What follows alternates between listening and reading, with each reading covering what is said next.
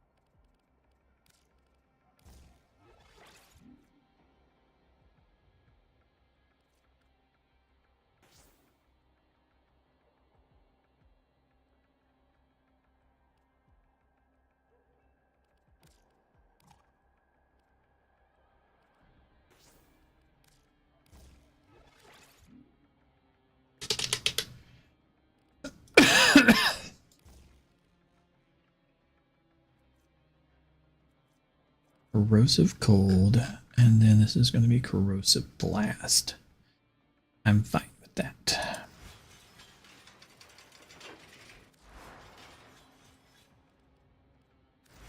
I'm fine with that.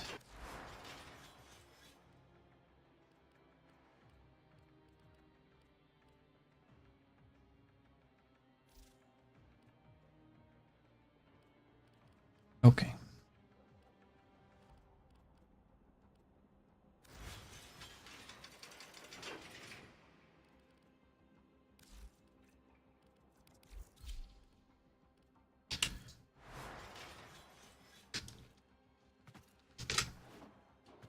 Glaze over for a bit, okay?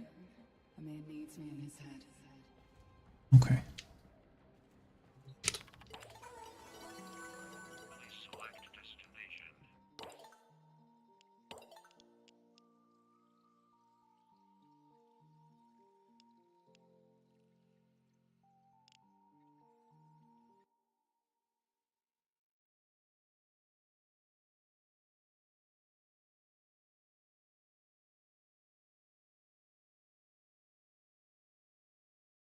Let's jerk face want. Poster.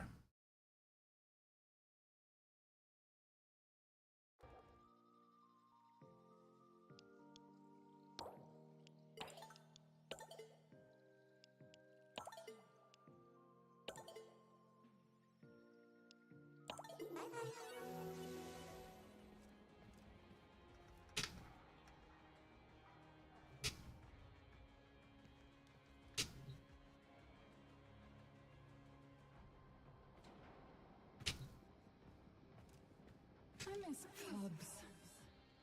Don't suppose you've ever been in a pub? This place isn't the same. Too new, too... Pizza.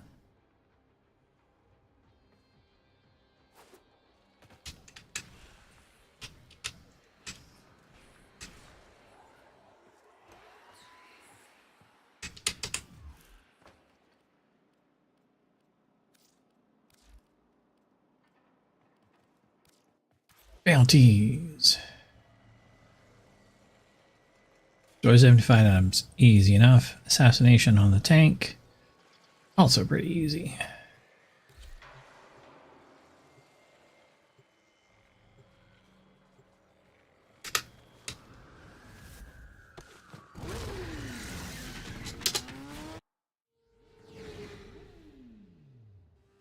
Public.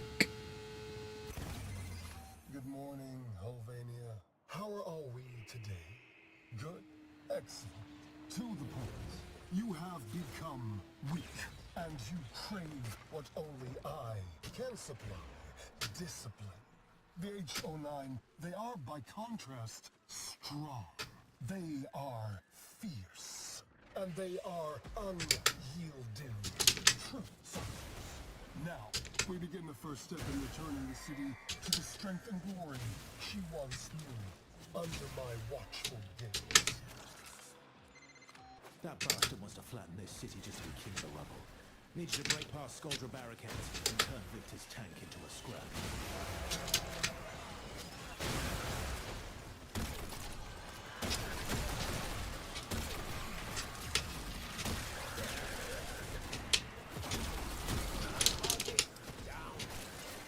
Quickly, the hex have been spotted. Engage the barricades. Seal the sector. Damn it, Forest barricades. Nothing you've got can get past those except... Okay, first step. Get your hands on a Skuldra Commander's transponder.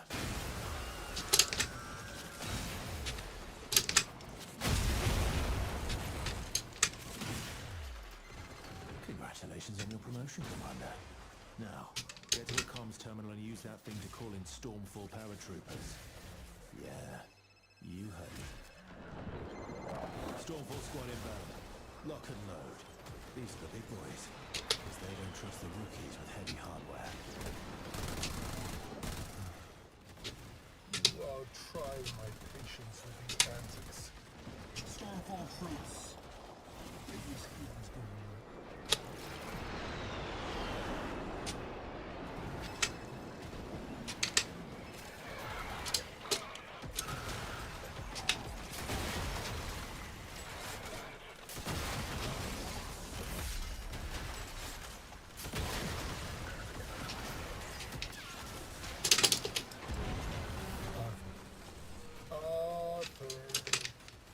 How does it feel? I wonder. To send your friends to die.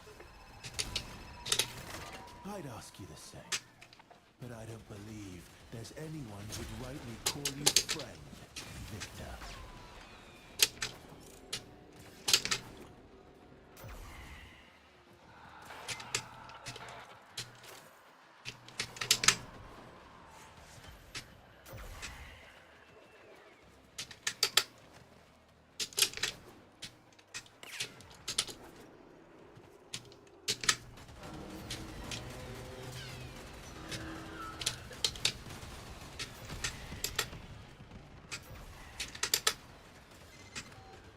More ferrocite. You know what to do. Call in another squad of Stormfall and get your greedy mitts on their RPGs. Once again, my hour of meditation has been disturbed. My sanctum sanctorum has been decimated. You will suffer for this in a million future lives of surpassing wretchedness. Stormfall units, descend.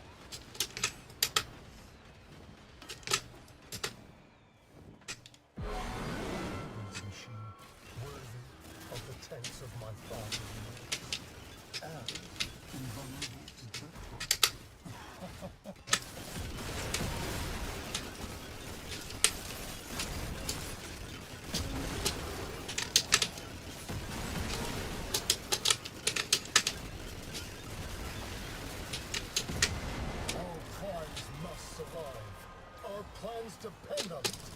Stormfall, eliminate these rats.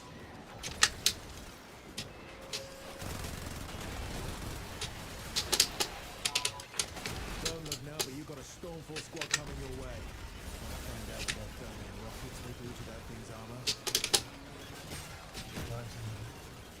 Nightingale. You think the citizens of my fair city will like?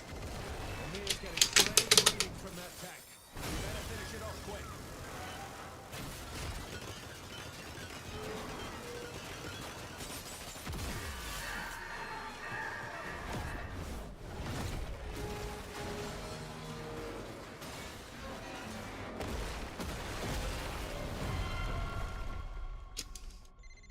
Ernest, hey dear, fetch me the engineering team.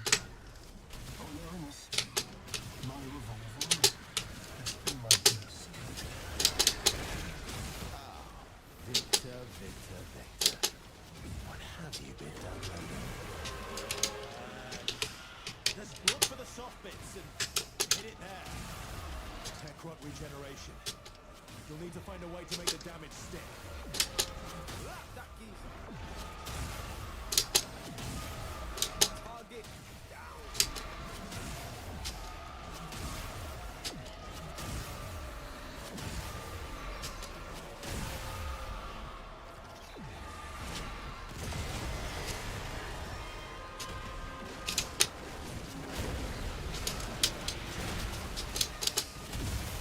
Tank's healing itself. Just like we did.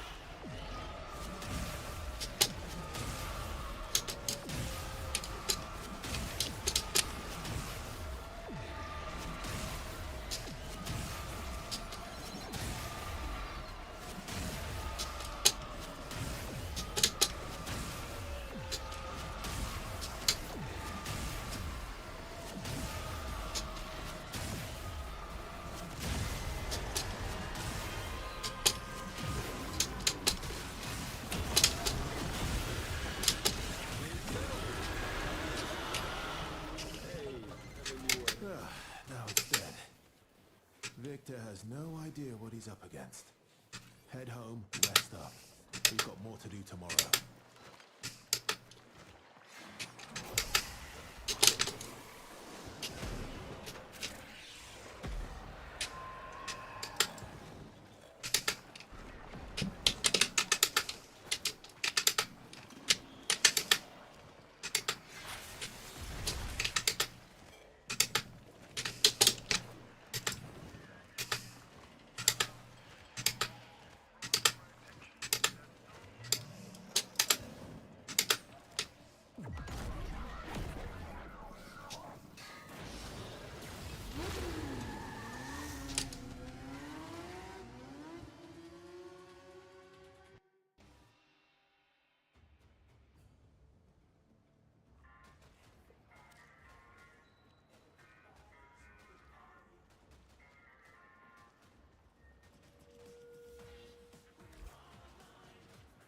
Good try, guys.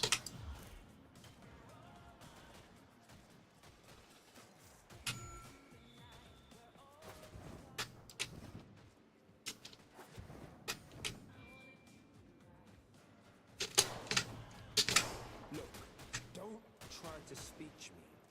Just tell me what you want, and I'll tell you what I'm asking. Welcome. You have anything I need? Me? I don't think so. It's you who's got to wear it.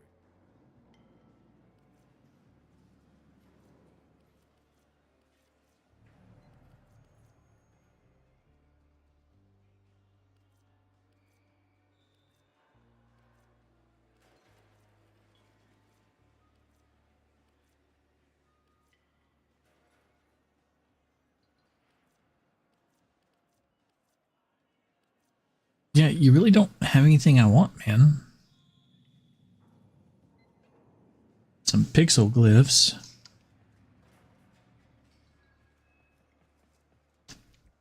Don't need them, don't really want them. Skins, already have them. Capturas, never really wanted them. Simulacrums. Already have them. Oh, what? Your card maxed out? Nope. Just don't need the crap that you're offering.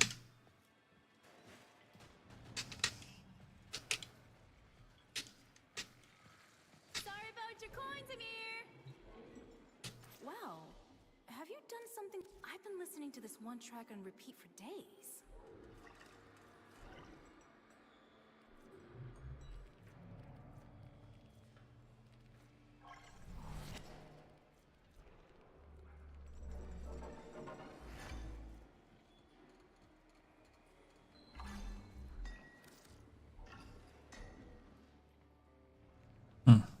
These I could start getting.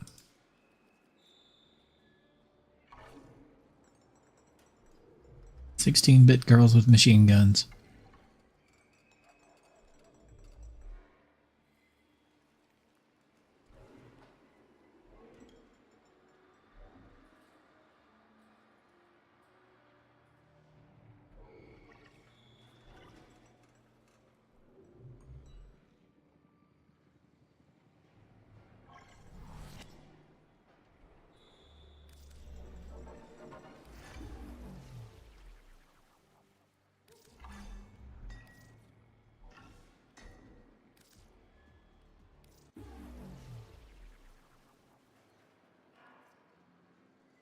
Okay, 3 is good for now. In a while, crocodile.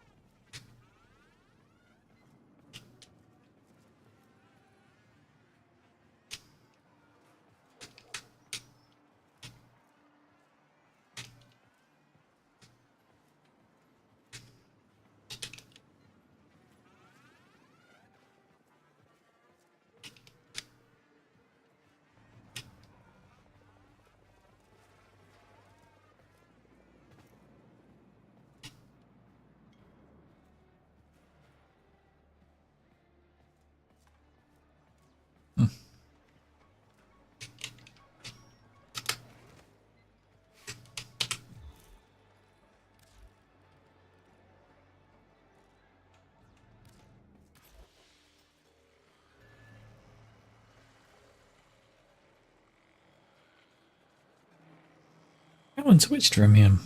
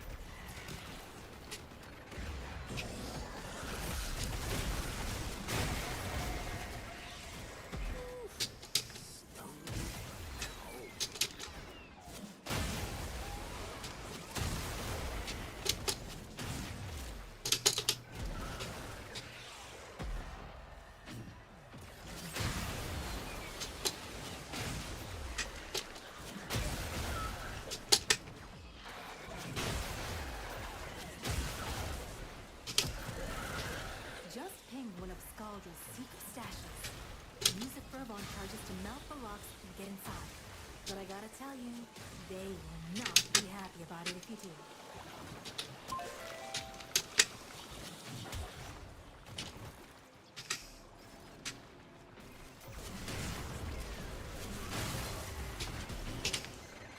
Skuldra on high alert! Your window of opportunity to get into the cache is closing! Find a fervent charges.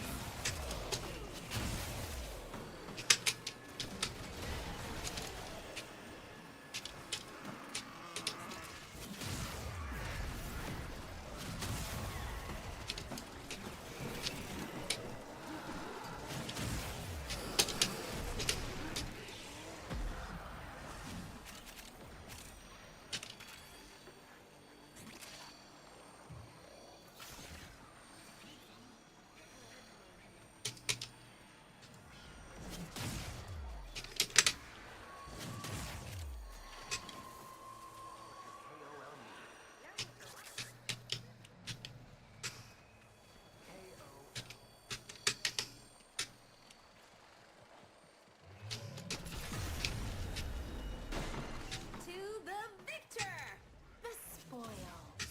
And the extremely pissed off bad guys. How dare they blame us? We will not be their scapegoats. So difficult to get rid of these slugs. Throw more troops at them. Shall I write it on your hand?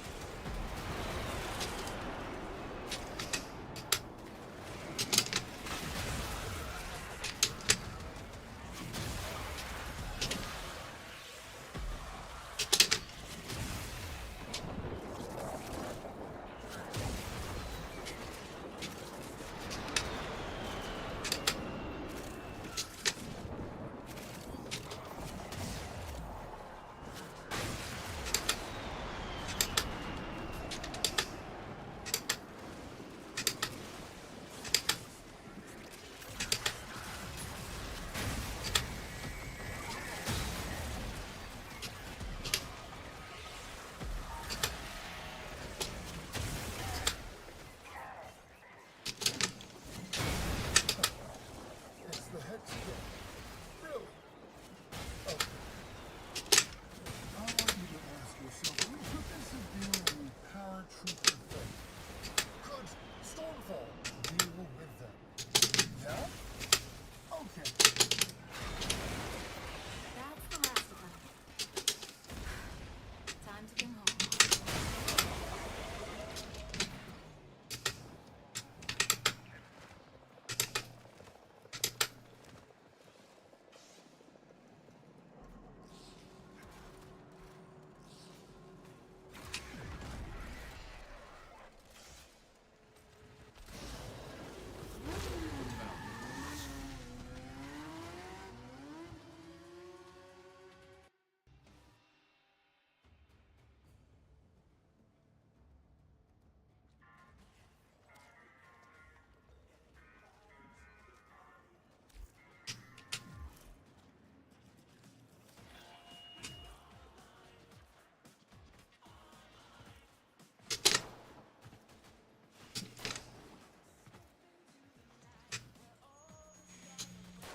Get you sorted with threads, bling, ink.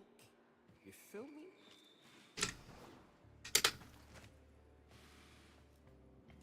Am I alive or am I dreaming? I don't think I want to know.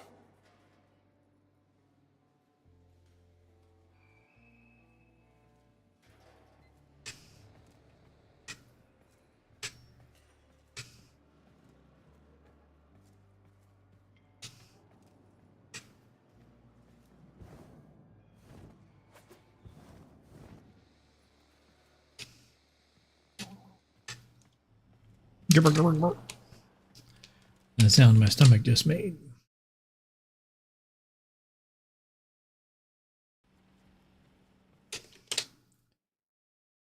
Hello everyone. Welcome to a very weird video that I think is probably the first of its kind on YouTube. For you see, this is a video with a countdown. As time ticks on, this video will gradually become more and more unwatchable. But how and why is this the case? Have I simply gone mad after nearly a decade on YouTube? No. I am the Spiffing Brit, a professional exploiter and breaker of algorithms, games, and occasionally international law. As many of you brilliant subscribers will know, a regular pastime of mine is to find loopholes and potential vulnerabilities with how YouTube's algorithm is designed. Often these are lots of little short decisions or actions that YouTubers can take to give them an unfair advantage against other creators. In the past, some of my small and humble little exploits have included printing views out of thin air whilst live streaming, duplicating like counts, and of course probably my most dangerous one, destroying another creator's video performance by buying ad space for it amongst terrible demographics. Yes, that's right, I introduced PvP mechanics into the YouTube algorithm. Surprisingly, after all of this, YouTube has not sent any assassins against me. Or perhaps they never got past my ferocious battle corgi. Still, here I am, once again, shouting from the rooftops that my next grand experiment is ready, and here you stand ready to be a glorious set of guinea pigs. My goal for this video is to manipulate YouTube watch time over a greater level than we've ever achieved. We have done previous videos where we increase watch time and retention on shorts, or videos that you must watch at a slower speed, and this has taught us that viewer retention and average viewer statistics are quite possibly the most valuable in determining how much YouTube wants to push a video. However, my previous experiments have lacked one important statistic: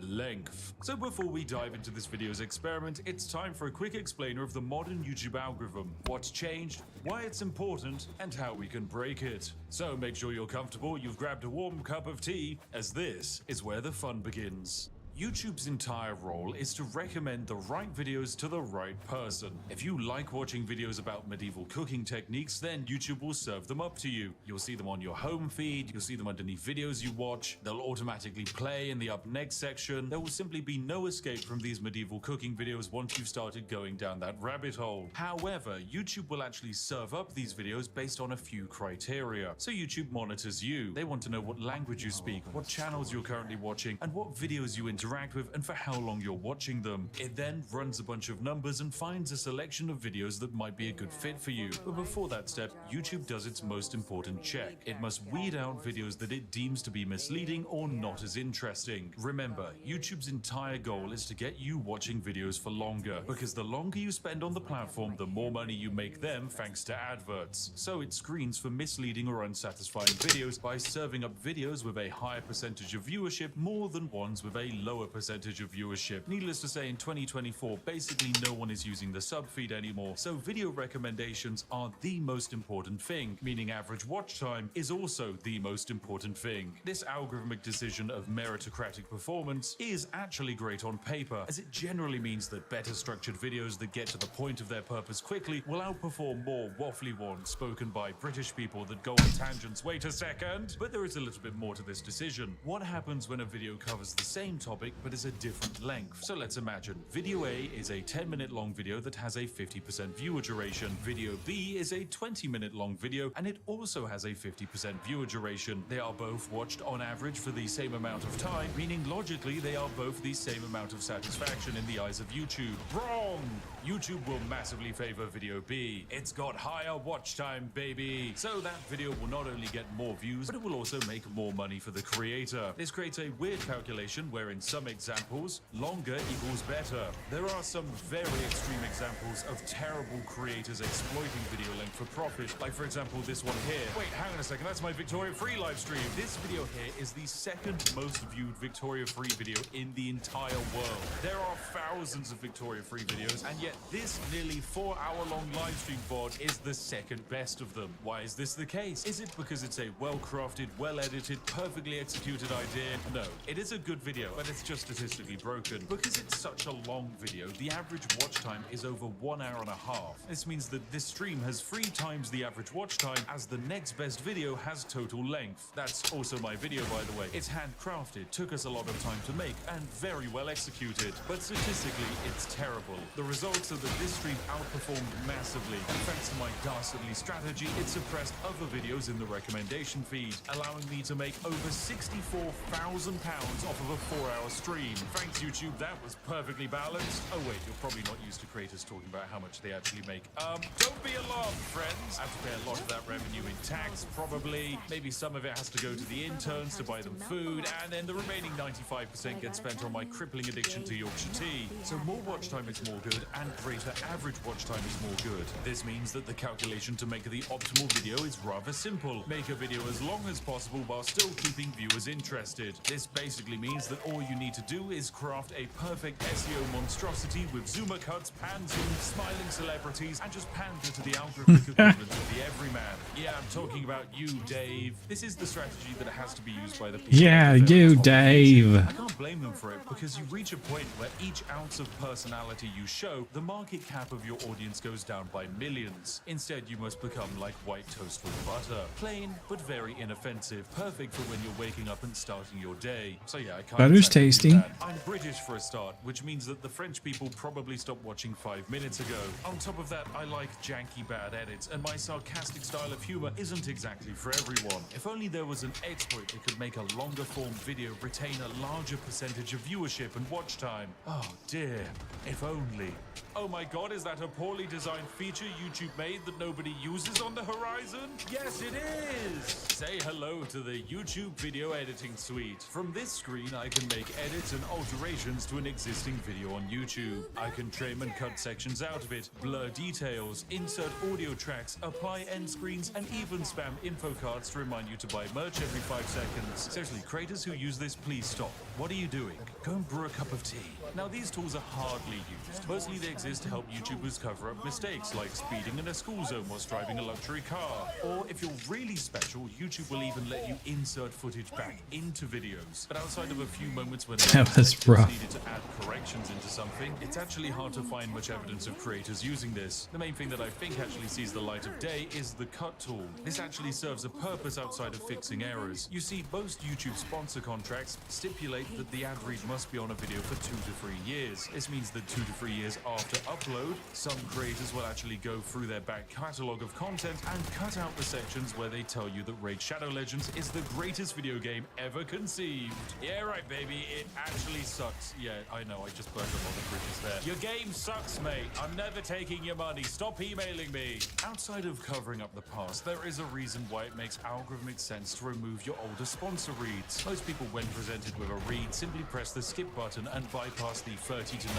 second section of that video. This means that those sections massively lower the average watch time and retention of the overall video. So by removing a section where only 10% of the audience is watching and bringing it back to a 50% average retention section, then that's a net benefit on the video's performance. So logically, in the long term, that's better, that's more views and more money. But all of this is curious. What if we took it even further beyond? And what if we did it backwards? Yeah, this is where I had a brilliant idea. What if we created an average video with good statistics and then cut the end off of it? Welcome to my grand plan. You're currently watching one of 2 versions of a video. One version ends sooner than the other. If you're watching this video too late, then the entire second half of this video has been cut off and you'll never actually know what it was. You'll never even be able to watch it again. And the science behind it is rather simple. I can make a video like this be watched by 2 types of viewers. One set of viewers are watching a full-length version. If the video is 20 minutes long and the average watch time is 10 minutes, that video is giving me a 50% retention. However, the second viewer, which might be you, watches the second shortened version. Let's say this video is now only 10 minutes long, but you still watch it for 50% of its length. Well, the problem is that YouTube can't delete the watch time that this video has generated,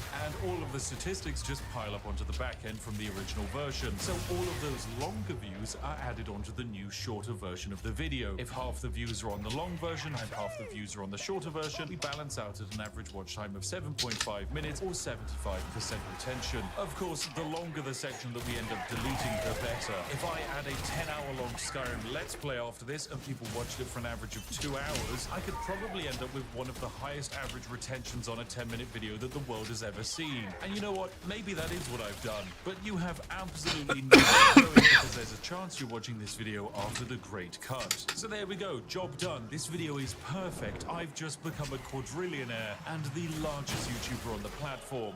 Unfortunately, it's not quite that simple. There are a few limitations to this strategy that might unfortunately stop us from breaking YouTube entirely. Namely, market cap, interaction, and engagement. The first problem is hard to fix, as there is a finite amount of people on the planet who would be happy watching a video on YouTube exploits. YouTube knows this, so recommends videos accordingly. Generally, the best videos on YouTube are ones that are relevant to broad viral demographics. This is why you see someone like the Legal Eagle cover popular events rather than obscure but interesting legal cases from Madagascar. Now, there are a few ways I can manipulate and trick YouTube to improve this video's relevancy and raise the market cap. Namely, I can have you go into the comment section and say some relevant topical things and talk about how they definitely featured in this video. Here's a list of some popular current SEO terms active right now that you can claim I have somehow satisfied your interest of. Yes, I remember talking about that. Oh, and that one. Yes. Oh, how interesting. I love insert thing here. Not only does this help with the reach of the video, but it also counts as engagement. All forms of engagement with this video and the channel will work positively to this video's success. From commenting, liking, sharing, and even voting in community posts, weird things like making clips of this video are another brilliant way of adding views. And in fact, there's a weird exploit that you can use to view bot without damaging a video's performance. Anyway, no, I'll save that for another day. It's too complicated and potentially illegal. But yes, it's entirely possible that this video right here will become my most viewed video. And of course, it's going to be a video that outside of a select few, no one will ever see it in its entirety. Of course, some people might spoil what comes after this. And so that's why I think it's important for you to comment and wildly speculate what the other half of this video actually was. I like it to be a mystery. So if you could please go into the comment section and write some absolute wild ideas about the other half of the video, then that would be great. Of course, the real ones know it's going to be the hotly anticipated Mavis Beacon teaches typing exploit video. Whoa, what a banger that's going to be.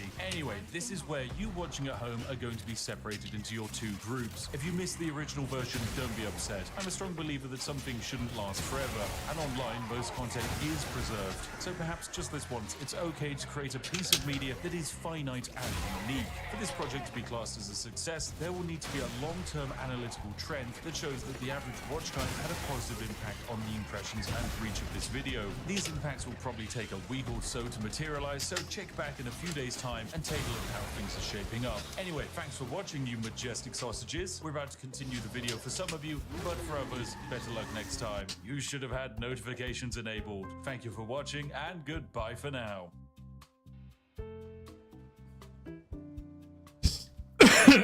Right, welcome ladies and gentlemen to the other half of the video. This is something that not everyone's going to see, and who could have guessed it? It is a British food, snacks and drinks tier list, because I know that for too long people have been wondering what my incredibly important opinions are, and today we will answer them, for this is quite possibly the most important thing you can ask a British person, and one of the most critical determining factors when it comes to knowing whether to trust a human being or to distance yourself from them. So yes, let's start with this lovely tier list. It's going to, of course, begin with Aero chocolate bars. Now, these And I'm going to mess with it even more by quite slowing it down at this chocolate point. bars with air pockets in them, and you know what? I'm going to say they're pretty good. They're nice. They're very By 25%. tasty, but they can be a bit sickly. As far as chocolates go, it is definitely pretty good category. Then we have After Eight mints. These are basically mint chocolates. They're very strong and minty, and many people like them. However, I don't think they're that great because I don't like mint chocolate. I think that's a terrible idea. If I want mint, I'll just eat two first. Then we've got So there's even Heinz extra long beans. watch time on I'm it. actually going to combine Heinz beans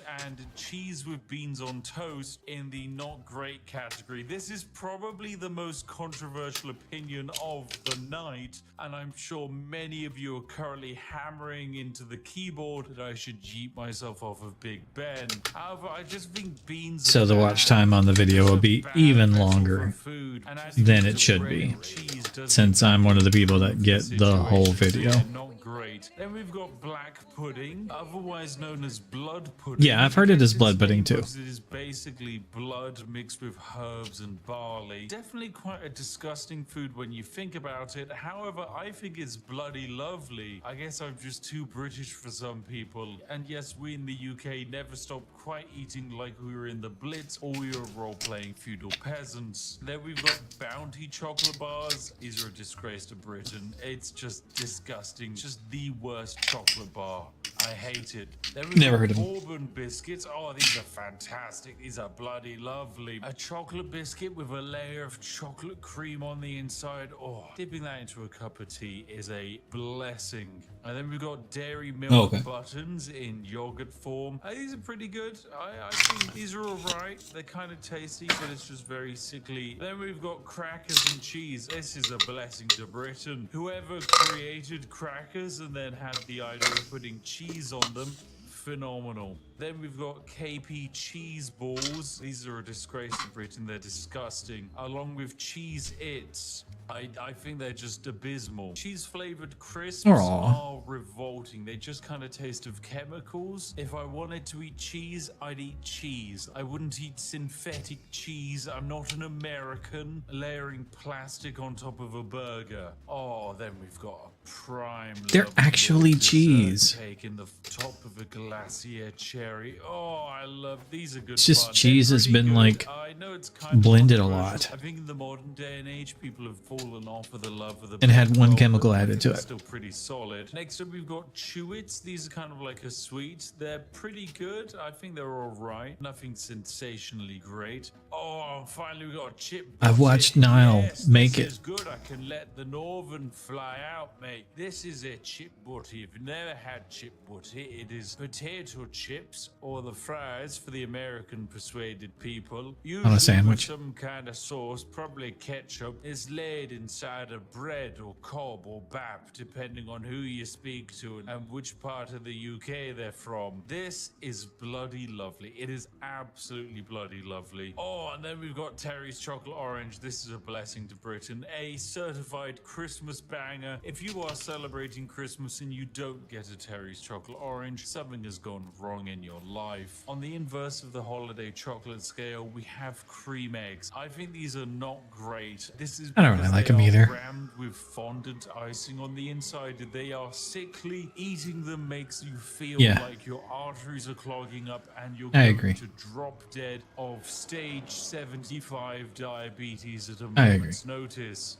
But it's okay because Britain is saved as we have crumpets. Yeah, crumpets are great. They're pretty good. It's basically a form of bread, usually with butter, toasted. You know, if you slow somebody down by 25%, they sound drunk. And then we have what is probably my favorite chocolate bar of all. It's the Crunchy, ladies and gentlemen. This is a blessing to Britain. It is honeycomb or cinder toffee wrapped inside of chocolate, handed to you in a bar. It is wonderful. One of Cadbury's greatest creations, and then after the Americans bought it, it's gone downhill. I want my original Crunchy Bar back, but I know it's never gonna happen. Better 20%. So I'll still remember you, Crunchy Bar. You were amazing. Speaking of Americans ruining things, it's the Cadbury's Dairy Milk Bar, which is now in the not great category. This used to be a phenomenal piece of chocolate, and then Kraft ruined everything. I hate mega corporations. But hey, if there's one mega corporation I love, it's one more. Wheaties, because they made the digestive biscuit, which is bloody lovely. It's a very solid biscuit, perfect for dunking in tea.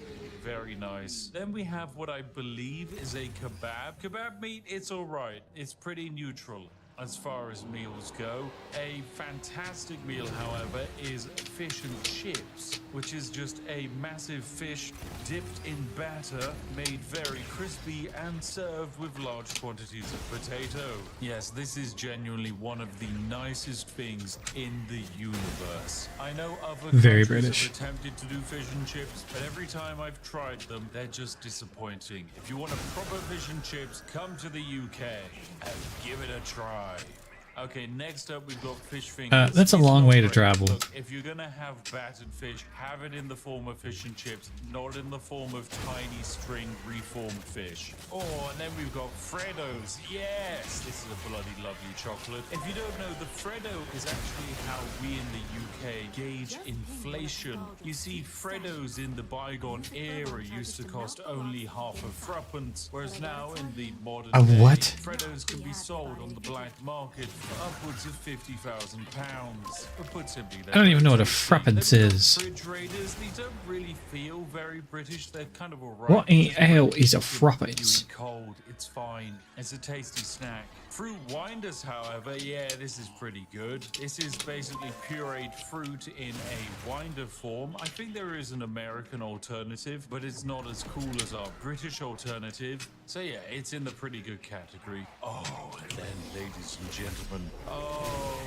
yes. They say that the British god on the seventh day didn't rest, for he created something better. He created hobnobs. Yes, this is a Hobnobs. blessing to Britain. For those that don't know, the hobnob is like a digestive biscuit, but made more oaty. It's got a stronger form to it. It can suck up more tea, and as a result, it is perfect in every way. This is the tea dunker's delight. I will accept no slander and besmirchment of the hobnob's name. Truly fantastic. Anyway, we can also do some quickfire ones. Hula hoops, they're pretty good. They're hoop-shaped crisps, or chips if you're foreign. They're pretty tasty. Then we've got Iron Brew. This is a blessing to Britain. This is the greatest thing to come out of Scotland ever. I used to believe that Hume was potentially the greatest Scottish export with his fantastic takes on philosophy. However, no, Iron Brew is objectively better. It tastes fantastic, and it is so good that for a while America banned it. It has no discernible taste, and if you were to describe it to someone, you wouldn't be able to. Safe to say, you need to try some Iron Brew. Okay, next up we've got Jaffa Cakes. Once again, another controversial opinion. I think they're just alright. Okay, look, if you grew up watching the Yogscast, you're probably going to be quite angry at me. But Jaffa Cakes, they're just kind of, they're fine. I'm not going to dunk it into They're fine. It's got terrible form for that. So for a biscuit slash cake, yeah, it's just not very good. Oh, then we've got Hartley Strawberry Jam. This is pretty good. It's a solid form of jam. Nice to put on your toast. Nice to put on your crumpets. Nice to put inside of your chip butties. I'm not going to judge. But for an even better formation of jam, you have Jammy Dodgers. This is a biscuit with jam on the Jammy inside. Dodgers? It's bloody lovely. Oh, there's also jelly babies. Yes, these are very good. They're just jellied sweets, but in Yeah. the shape of babies, which makes them better than Chewits. Are they really in the shape of babies, or are they in, like, they're just jelly Crush beans? Children. And ever since we closed down all of the smog factories in London, this is the only way you can get that kick. Next up, we have the Kinder Surprise Egg. I don't really think this is a British snack. It's very German, but yeah, it's all right. It's basically just a chocolate egg with a small toy surprise. inside of it. Once again, Americans banned this because they believed it was a choking hazard and would kill children. I instead believe the Kinder Surprise Egg is Darwinism in real time. Next up, we have KP Original Salted Peanuts. These are pretty good. They're just a decent snack. Magic Stars, these are all right. My wife really likes them. I think they're just a weirdly shaped form of chocolate. And then we have Moams. Once again, I'm like 90% certain this is German, not British, but hey, they're all right as well. Now we have some controversial opinions. Marmite. I don't think this is that good. It's not great. It's salty Once again, and my wife loves Marmite. I think it's pretty bad. A spread that actively makes you want to throw up if you put too much on a piece of toast is probably not a good spread. Eating anything that has been coated in Marmite feels like you're back in the Blitz, and I'd much rather eat 700,000 hobnobs than have to eat anything with Marmite on it. So yeah, it's in the not great tier. Next up, we have Matchmakers. These are going straight into the disgrace to Britain tier. It's just a mid form of chocolate. It sucks. Next up, we have the Tesco meal deal. This is going to go into the It's Alright tier. Basically, for those of you that don't know, in the UK, we can go into most major supermarkets and pick up a sandwich, a snack, and a drink, usually for a round price. Recently, I picked up a Tesco meal deal, which netted me 3 sandwiches, a pot of watermelon, and a large drink, all for the low cost of £4. So yeah, it's pretty good. And whilst relying on them entirely will probably lead you to an early grave, for the nation's tradespeople, the Tesco meal deal is a glorious invention. Okay, next up we've got Millionaire's Shortbread, which is a shortbread topped That looks with a good. very thick layer of caramel and then topped off with chocolate. This is bloody lovely. It's one Yeah. of the tastiest things ever created. I love it. If something will kill me, it's gonna be this, and it would be a brilliant way to go out. Okay, then we've got a selection of crisps. Place them all at the same time. Mini cheddars are going in the not great category. You know my opinion on cheesy crisps. Monster Munch are going in the pretty good category. Pom Bears are going into the bloody lovely section. Skips are going into pretty good. Watsons are going into a disgrace section. And Walker's Crisps are going into the It's Alright. But finally, Space Raiders. Yes, pickled onion. Oh, this is bloody lovely. Space Raiders and Monster Munch, actually, they should be on the same tier. These are crisps that are designed to contain so much flavor and acid that your mouth will burn after eating a packet. And for that reason, and That's the because best. They just belong in the bloody lovely tier. Like, Okay, if you've next got up, we've some got Kipling salt and Angel vinegar Slices. chips These are that your going mouth into the burns It's afterwards. Alright category. Party My mouth rings, is, I'm like, gonna put in the not great category. drooling right now. Controversial opinion, I know, because I used to really like party rings, but I don't actually like them that much anymore. Penguin biscuits are going in the blessing to Britain category because they contain terrible jokes. And despite the fact that the biscuit isn't that great, I don't care. I love a dad joke.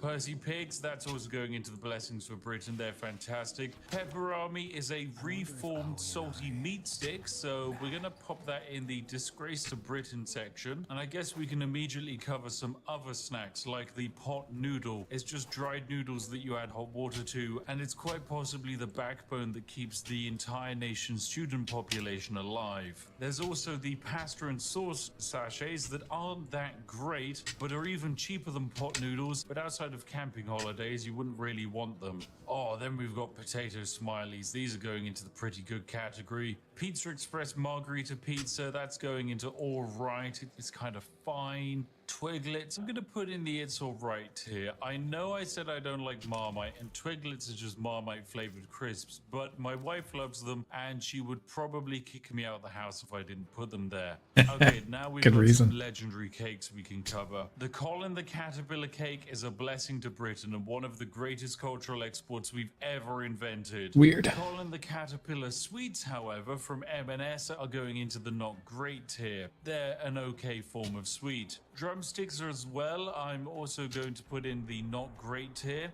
This is one of the few sweets where I actually know people who have lost teeth because of them. Not because they rot the teeth, but because they're so sticky and solid, you Pull will 'em out. actually end up breaking a tooth trying to eat them. Your keeper all right is just a solid brick of chocolate. Turkish Delight, I think, is a disgrace. I hate it. Wagon Wheels as well. The combination of cream and jam is just weird.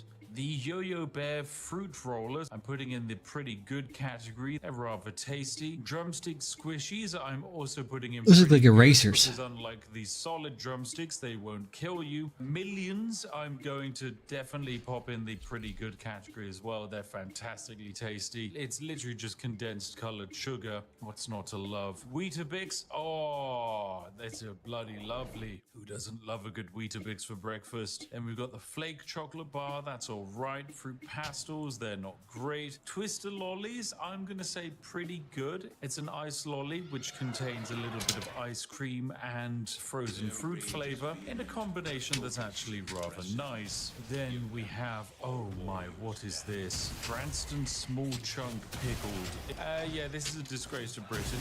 Look, I know there are old people who love it, but it's disgusting. Same for mushy peas. Anyone who orders mushy peas is is just someone who would be okay eating dog's vomit, okay? It's disgusting. I'm just not a fan of mushy peas. And then we got Tango Orange. This can go into the It's Alright category. And before we get to the most important thing on the list, I think we should deal with some of the food options. So we have pork pies. This is going into the pretty good category. I'm a big fan of pork pies, but I understand that a slab of reformed meat surrounded in pastry is kind of weird. It's a very dense form of meat as well. However, the sausage roll I think is bloody lovely because it actually minimizes the density of the pork to create an overall better balance between pastry and reformed pig. Next up we have scones or scones if you're poor, which is usually had with cream and jam.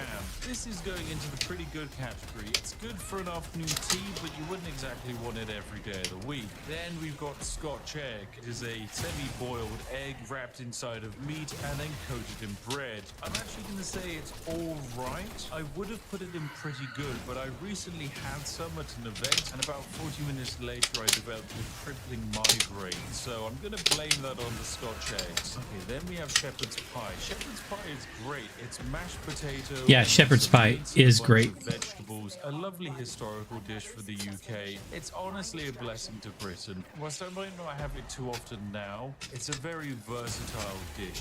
It's I love easy it. to make vegetarian and vegan versions of it, and usually 9 out of 10 times it tastes fantastic. Yes. Okay, then we have a roast dinner. It does taste fantastic. This is straight Again, into mouth blessing watering. Britain category. It is a meat potato, Hello. usually Yorkshire pudding and some vegetables. Is it the Hey. most flavorful meal on I have the a planet? odd No. question Is it a for you. Michelin star Sure. meal? No. But does it Sometimes I warm can't the find it there. soul? I'm Yes, trying to it set does. my computer to give me Blessing to Britain. hours, For the minutes, penultimate and item, seconds, it's a but toad in the hole, which is military just a large time or quantities of 24-hour sausage time. cooked in Okie dokie. batter, and this is bloody lovely. I love it. So you're It's trying to like basically a change the clock in the bottom right hand sausage corner roll. from What's not like to love? the And 12-hour finally, clock to the greatest military thing in clock. 24-hour the clock. universe. Yeah, The 24-hour clock. ascended But I want god-tier second. item, the one, the Alright, so only, usually that's the greatest coating thing on that it. has ever existed on Yeah, the I was planet. digging around in it there and I couldn't. Yes. Oh, it's so good. So There we have I it, can. ladies and gentlemen. The thing that This I has would do been is my I very would important, use very critical, a tool objectively called perfect Rain and Meter. spot-on tier list of British Um, foods and snacks. You can find me in the comments So, section, but your opinion is wrong. because this is I what am I've the done. living Brit, and what So I let say me is show you. law. Tomorrow, bounties and cheese 'Cause it was the will be easiest thing for banned me to on the do. streets of Britain. Oh, so you've had this problem Everyone will before. be drinking tea Yeah, as they chow and down on this some is what hot I did dogs. because it gives me lots of options and things. Right, well, there we go. This is And actually I can even share you what I did. version of the So video let me share my that screen. basically no one else gets to see. You have seen it. Congratulations, you're very special. Okay, and who knows, then maybe there was actually screens. extra stuff after this that I cut. This one. Maybe there was a video within a video within a video.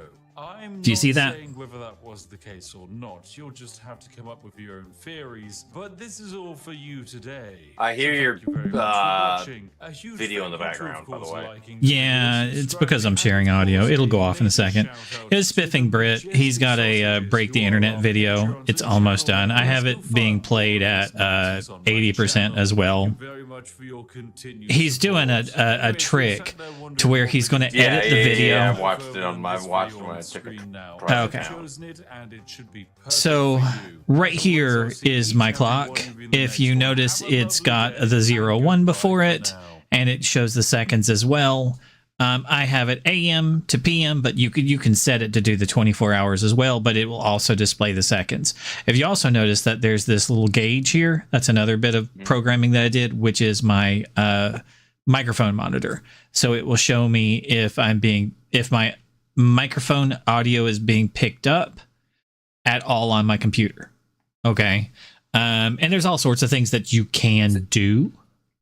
The only problem I see with that in the background is that lay on top of everything, or is that No. behind on your desktop? You can choose what it does. So if I go to the program, if I go to Rain Meter itself, I can bring up the console for it. So this is the console for it. And I've got like just a couple things that I've got on, right? So active skins only. Okay. So this is my audio levels, and this is my clock. Okay, and I can put it in light and dark. So let's see here. See, the thing that wouldn't bother me is if I could get it to lay on top of everything. You can do that. That makes so I wouldn't mind it sitting on top of like the bottom right hand corner, like one of my screens is just sitting on top of everything, even though I put like Chrome through it there, and it's just a transparent layer that I can click through it, so but I can't lay over it, if that makes sense. So you can do that. See, right here, I have click through. So that means I can't click on it. Okay, so Perfect. I can't do it. So you can make it, you can take off click through, and now I can click on it. Okay, and now I can, this is my simplistic clock, and now I can adjust its settings and edit the skin and stuff like that because I took off the click through for it. And now I can't click on it. So my right click is doing nothing because it's me clicking on my desktop. You see? Keep on screen, save position. Position, stay on top. So, you know, you can set the transparency for it. You can set on hover. There's all sorts of things that you can do for the thing. So you, like, I have it to keep on screen, save position. You know, there's lots of stuff that you can do for it. Like this lets me edit my INI. It's just a text file. So this is the like coding for it. And this is where you can set what type of clock it is. And if you want like the seconds and time. So this is the meter, and style, normal, the date. So this is the date stuff underneath and how you're measuring that. Sorry. So time measured. See this R here? So format, if I do a capital R and then file save, that should, if I refresh it, now you see it changed its layout because it's now a 24-hour clock, and I can go in and in my format down here, I can do what I want it to display. Okay. Okay. So there's lots of rules on how like this works, the coding for it. Let me go ahead and save this because I want to put it back the way it was, and refresh it. And you can tell it like what parts you want, like the capital and lowercase letters that I have here. I have heartburn. So this is what I would recommend is rain meter. And there's tons of like pre-made skins and clocks and shapes and all sorts of amazing shit. If you look up rain meter, this is what I would recommend for you. Because yeah, I got tired of, like, I wanted seconds because I want to be able to. I have a laptop running that's running security cameras. I'm eventually going to get another computer and have this being done here.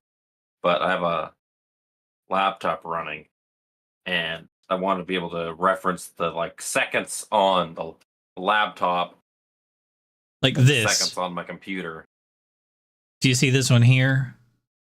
Like 15 hours, 26 minutes, 50 seconds. There you go. There's a clock that's already programmed for you the way that you want it. Let me like allow all the stuff. But then it's like, do you like that font? Do you like the you know, the stuff that's on it? And you can have like, I mean, the clock up, the one you have up there where I think you could just edit one piece of code that just says to 24 hours. All of these are like this. When you download the skin, it just has I like the one you have because that's simple and easy to hide. Yeah, when you download it has a bunch of different stuff you can turn on and turn off. Like you don't have to have the gauges. You know, you just activate the things that you want. Like this is the light INI. Like I can, let's see. Unload that one, and then the dark INI I haven't edited, but I can load that one, and you see how it's darker colors for a lighter background. And then I would just go in and edit that one to be the different time format, you know. And then so let me unload that one, and this is just simplistic clock. I just went and downloaded simplistic clock and then edited the values for the time layout, so that I'd have the Send me seconds a link to that. to rain meter.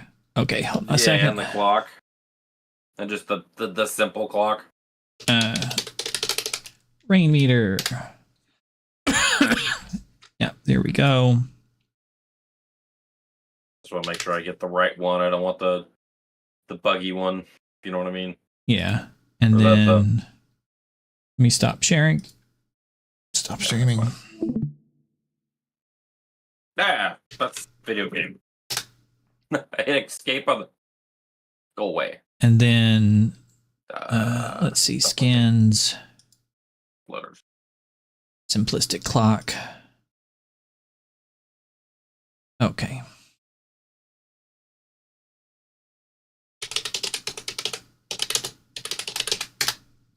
Here we go. Simplistic clock. All right. There you go. And download. There's the simplistic. This is the clock that I have. The simple clock. Okay. And you just download that and you put it in the little folder. And then you just edit the time stuff. You would want to go back to the help area if you need like some help with the like how to edit the stuff. You might even have it in the simplistic clock documentation that it comes with. I think there's like a help file in it. Yeah, it's like it will show you the current time, current day, in a day, month, year format. The time shows you digital units and it has a 24-hour format. However, you can choose the desired color from a couple options, black and white. Yeah, it's by default, I think it's the 24-hour format that you want. And then you just go into the formatting on whether or not you want seconds and that kind of thing in there. And there's tons of them. And you can get fancy ones, and it basically, it's an overlay thing. It's an old ass overlay thing for Windows. I've been using it for years and years and years, and it lets you customize overlays and things and gives you full control of them. Like if you want them to be clickable, draggable on top, that kind of thing. So like I use it on my right hand monitor. And you know, it's over there so that I have like a big clock, because everything's so small and on my screens. Like there is a tiny little clock, you know, in the corner. It's practically non-visible. So I use the semi-hidden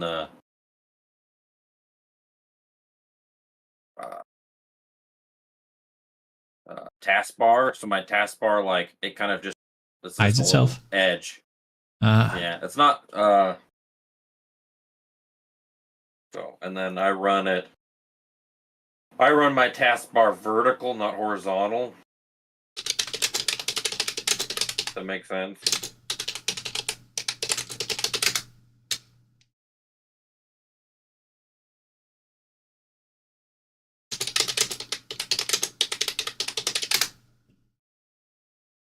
So you can do it with the Windows clock too. In the format tab, you should be able to give it capital HH colon MM lowercase and then colon S lowercase SS to do military time. By the way, if you want to do your, from what I found, you should be able to do this.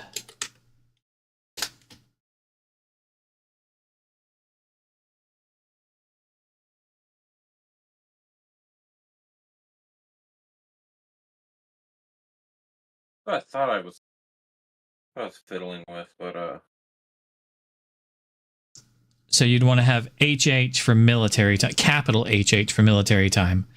And then if you want to include the seconds, you want to have colon SS. And that would give you the 24-hour clock with minutes and seconds. It's just in the formatting. So that's if you wanted to do your, it's basically the same thing that you're going to be doing in the format area of these clocks too, but this lets you put it anywhere you want to. Weird thing is there is bigger it size. doesn't show me. Maybe it's the size of my taskbar.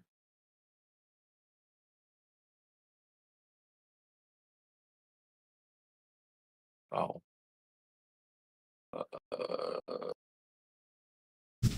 Have your break. No, I have it set to hours, minutes, seconds with a capital HH, but it doesn't display long time. I want it to.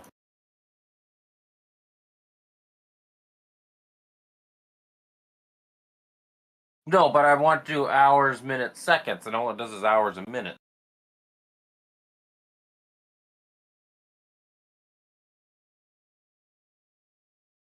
Like, it's showing me short time. I want it to show me long time.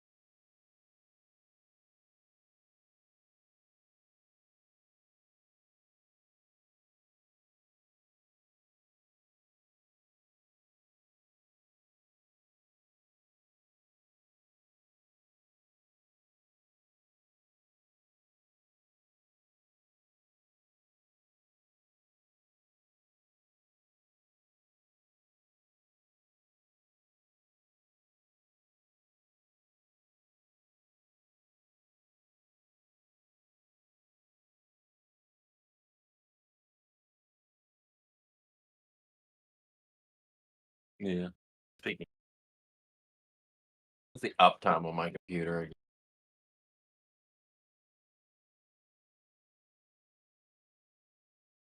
Yep, CPU. Uptime. Yeah, well, it says uptime 10 days and 9 hours.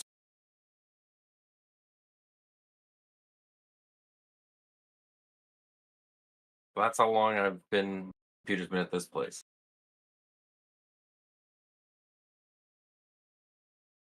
I try to restart mine at least like once.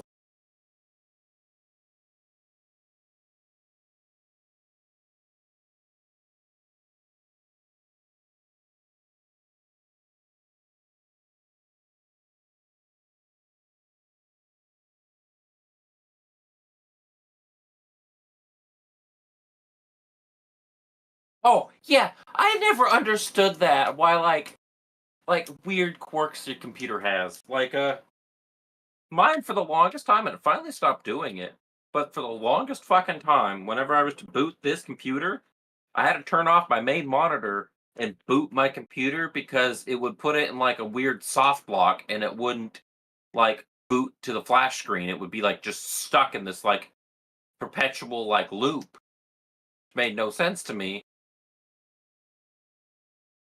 So I had always had to, whenever I turned this computer off, I had to turn off my main monitor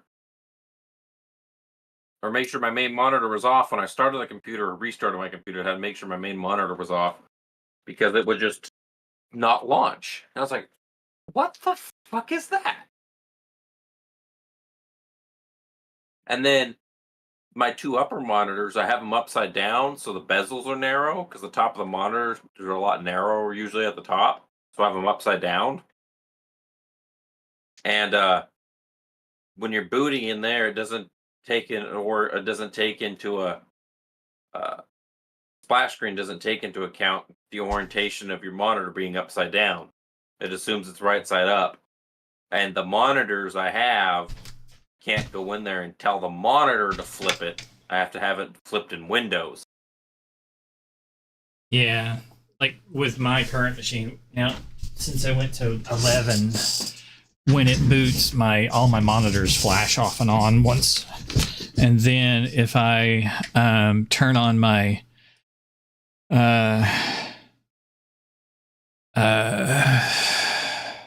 VR, the right hand monitor resets as well. Yeah, it quirks. Oh, yeah. Especially too, if I like change from like window to like full screen on my monitor, my main monitor flashes and my top right monitor flashes, but my top left monitor doesn't do anything except for it takes everything that was on my top left monitor and slams it on my top right monitor. Yeah, it's just weird stuff. Why? I don't know. It's I just didn't like- do any of this on Windows 10, by the way. It was this fine. isn't Windows 10. This is Windows 11 or Windows 10. Yeah, all this stuff, exact same equipment.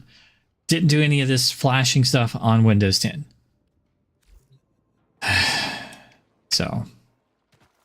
Yeah, but no, it just takes everything in here and just slams. I love it. Flashes my main monitor, my top right monitor, and just slams everything on the two monitors onto the top right monitor. The upper two monitors slams them on the top right monitor, and then it just puts them in some random order and random positions up. I'm like, why? Yeah. I can't answer. I've already done my Windows. Oh, go ahead. Oh, I'm playing another game. Okay, good. I remember Windows 7 when I had it set up to when I started it up. It would start up.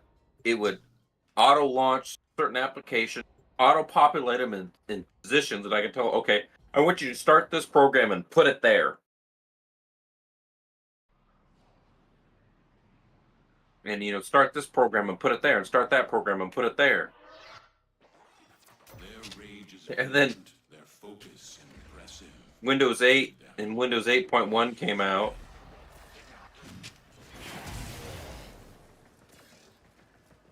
And I didn't go to those, and then Windows 10 came out. So I went to Windows 10. Oh, excuse me. And it was just, I just remember this. Like, I think at a period of like 2 months, I literally went from like Windows 7 to Windows 8 to Windows 10. Cool. At least you weren't on Windows 8 for long. No. That's the best bit of news there. This will take a moment. Walkers incoming. Stay focused. There's a heavy unit approaching.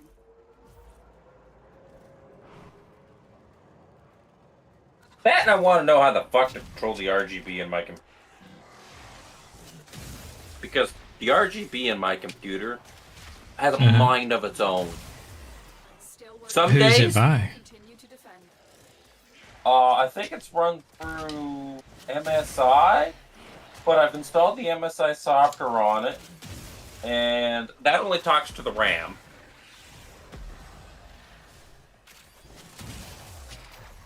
So I'm thinking there's an RGB controller in there that I need to find out who the RGB controller's by. Yeah. Because when I got this was a pre-built computer, and I hate pre-builts with like all the shitty bloatware they put on them.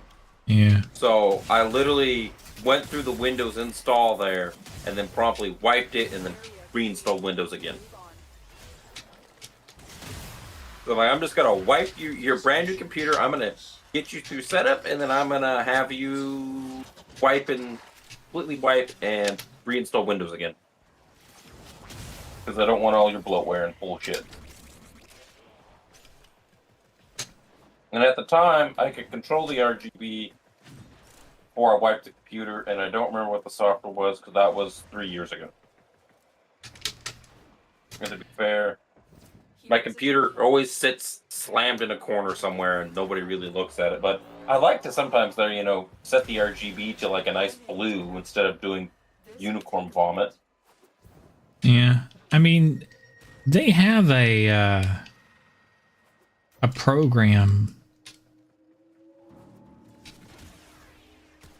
Armor Crate from MSI? No, I have an MSI, and I remember there's a. That doesn't sound familiar. but they have like a synchronization program So Asus. Can't remember. for their like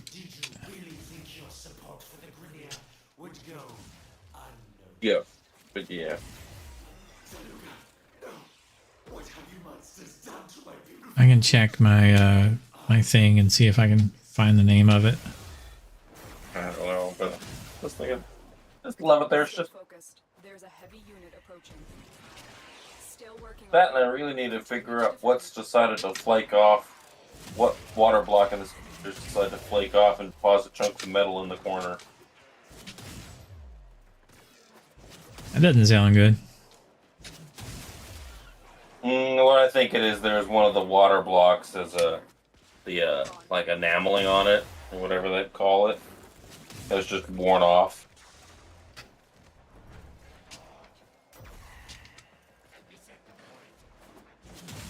So, I take it out every couple months and blow it out and pull the radiators out and call it good.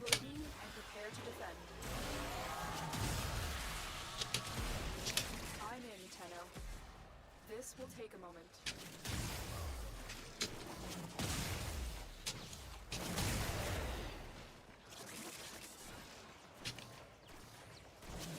Funny, my main monitor in this computer.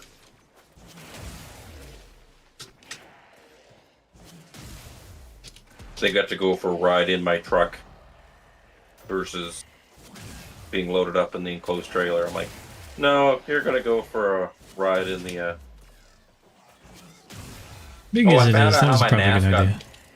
I found out how my NAS got dropped. Continue to defend. What happened? Friend of mine and his buddy that I hired to help dropped it. Hard to find good help. Yeah, I wasn't pissed about that, and I'm like,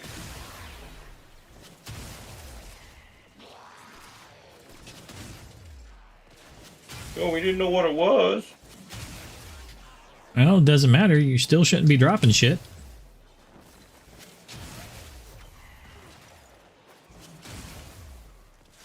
The odds were against us, Tenno. That's a lack of respect for the person who hired you. Corpus Yeah. Riders are heading to your location. So I didn't know it was dropped, so I just put her in and fired her up there, and she just Didn't work. made a really weird sound and let out the magic smoke. Stay focused. Magic blue smoke that keeps electronics to work, and yeah, it came out. Yeah, something got bent. No, the whole motherboard got Oh, sheared out cracked, of the yeah. tray.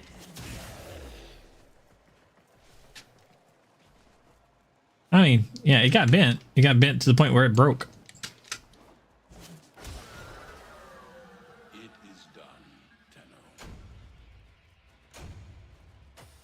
The only thing that saved the hard drives is that it got dropped back end down first. So I think all the hard drives they're stacked like front to back in array, and I think they just kind of shifted. So I think they kind of lifted out a little bit and then slammed back into seat position. Mystic Light. Mystic Light. That's the name of their RGB software. MSI Mystic Light provides you complete control over RGB lighting on your PC in one software. From what I remember, it will talk to like Logitech, and it'll talk to I have a bunch of their stuff with the snakes that cross together. I have like a left-handed or right-handed gaming pad from them. It'll talk to a bunch of the other manufacturers' lights and synchronize everything for the RGB stuff. Mystic Light. That's their program. If you have an MSI board. That's the software that they use as a lighting controller and synchronization tool. Look, motherboard. Come here.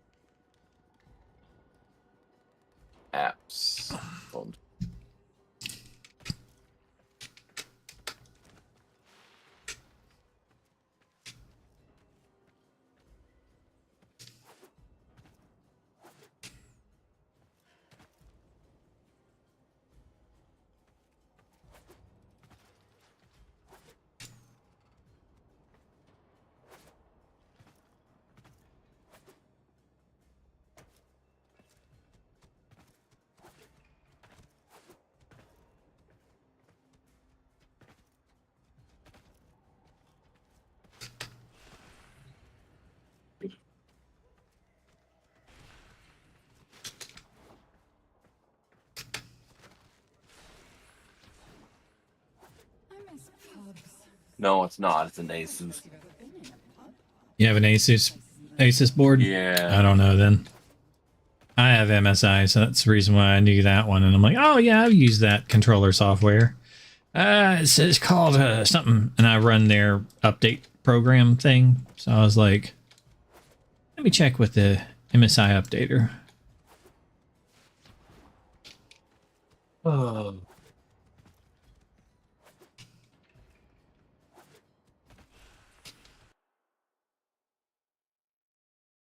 See if I can search it.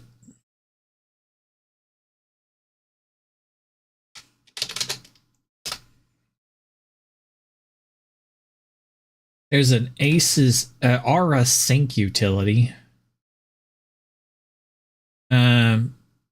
So that's Yeah, what I it have used that to be, and now they're a part of Armory Crate. Yeah, Armory Crate, and I think you already have it.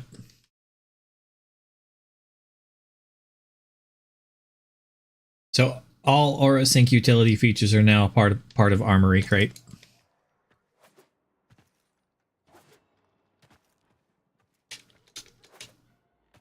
So I think you're already on the right track. It's Armory Crate, but if you're having trouble with or not controlling something, I can't tell you.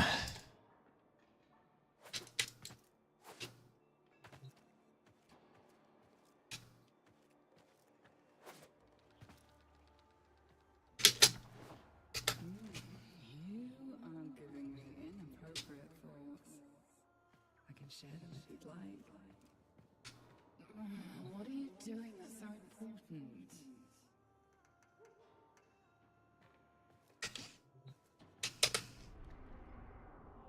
Oh, this is okay. It's Aura Center. Yeah.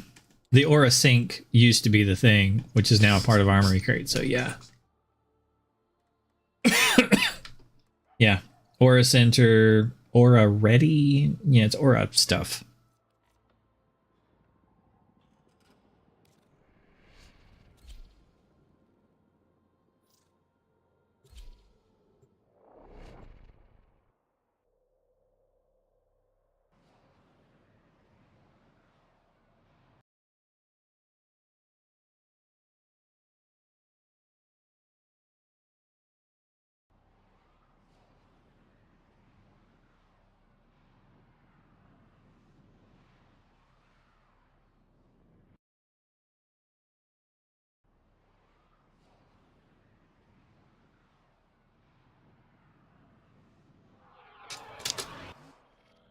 Your weapons make music, and the enemy calls for a song.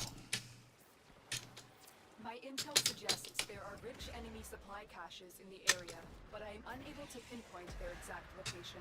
Search them out if you are willing to shoulder the added risk.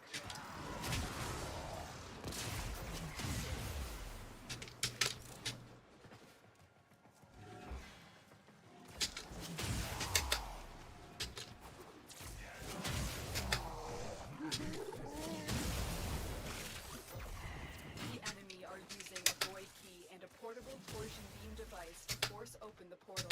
Destroy the key and the device. Stay focused. There's a heavy unit approaching. The portal only allows travel in one direction. Start up the portal generators to reverse the polarity.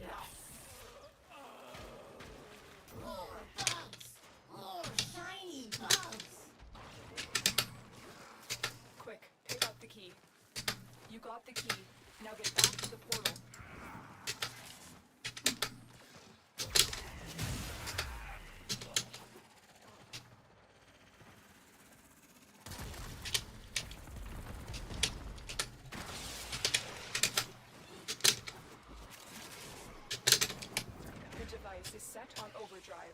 Get through the portal before it melts down.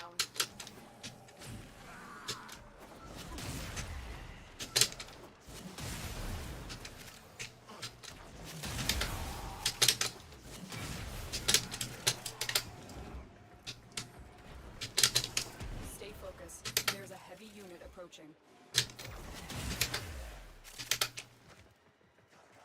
Objective complete. The Void Key and Torsion Beam device are out of commission. The enemy will not be returning anytime soon. Tenno, there are still undiscovered supply caches in the area.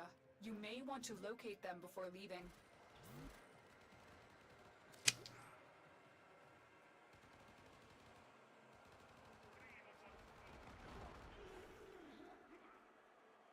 You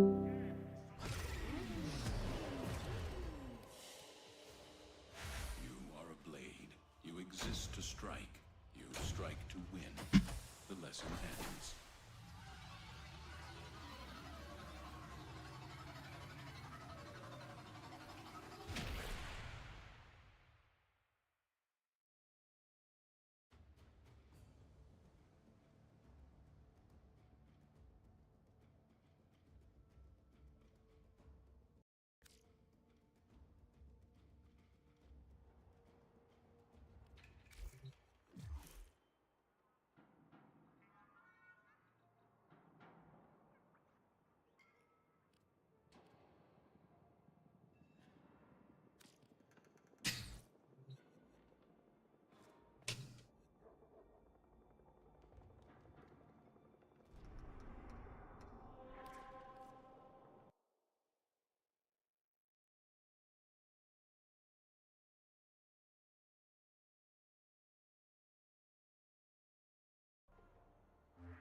Choopy chip. Straight to barge wing, huh?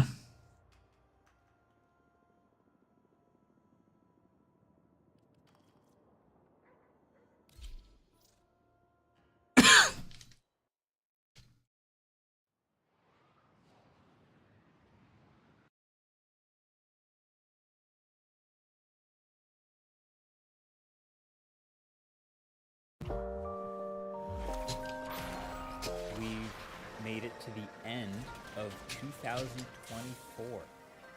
This has been the longest year of my life between making these videos and competing in Ultimate Frisbee all over the world this year, controversies, and also a huge background project that y'all don't know about yet, but will soon. But just a mini recap. January, started off the year with a bang. Apple Vision Pro came out, and I had a lot of thoughts. This is also when I got invited to try out for Team USA for Ultimate Frisbee.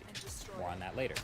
Picture of the month for me is this. This is the last photo I took of my custom Model S Scaly driver being driven away by the new owner. In February, Sora got unveiled. I dribbled the 3D printed basketball for the first time. I uploaded the longest video of the year, reviewing every single Samsung Galaxy phone ever in 43 minutes and 46 seconds. That'd be 2027 weeks. I also reviewed the Fisker Ocean on the autofocus channel as the worst car I've ever tested, which then proceeded to blow up. I was far from the first person to say negative things about this car, but for a number of different reasons, this one hit a little different.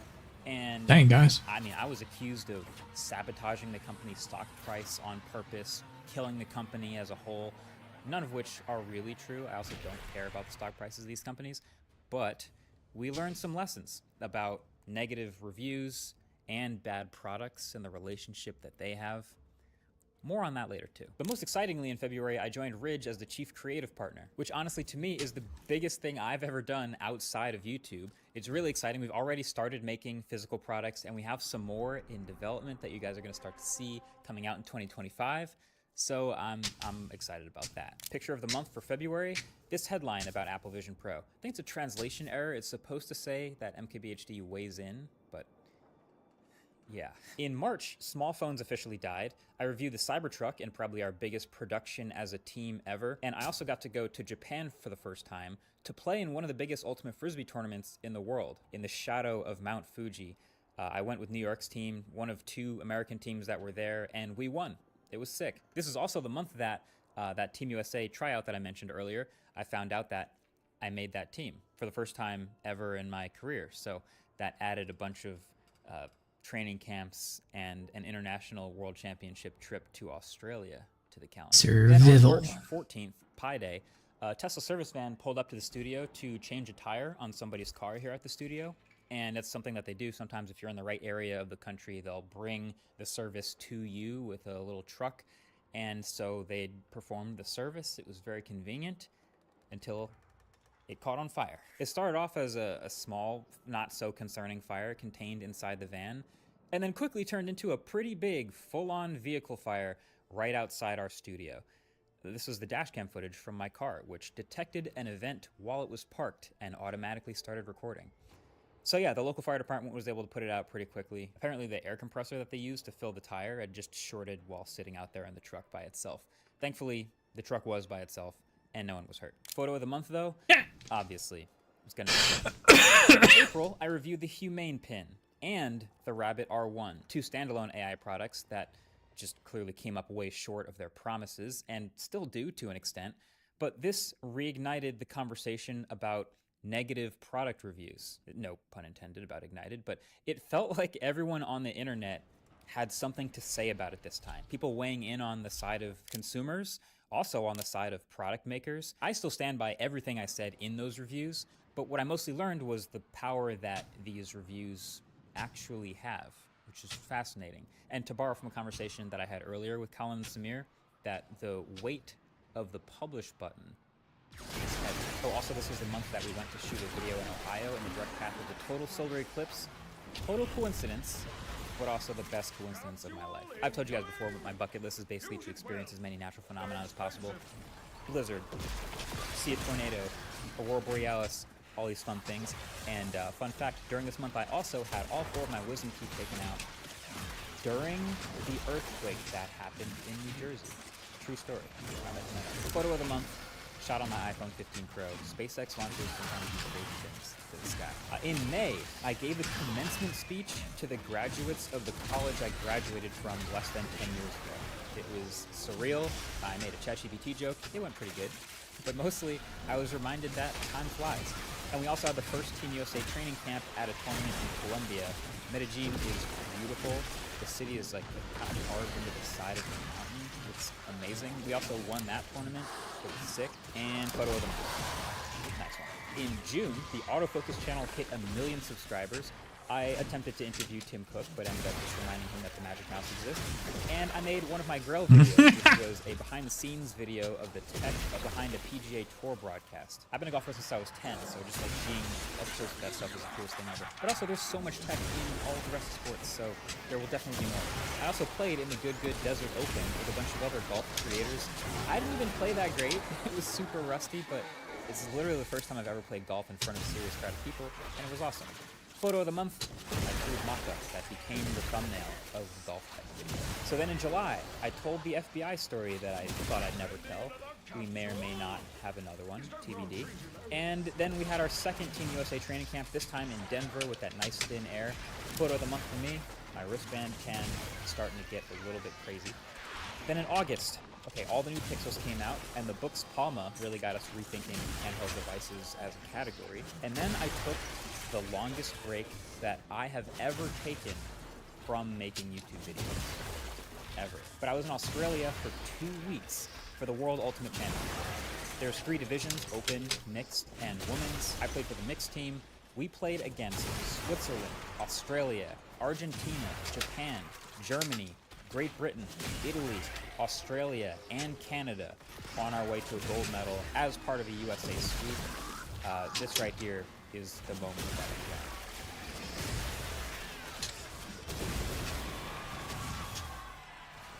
Break for the USA, Noah Bakker to Marcus Brownlee for the score, the game, and the championship.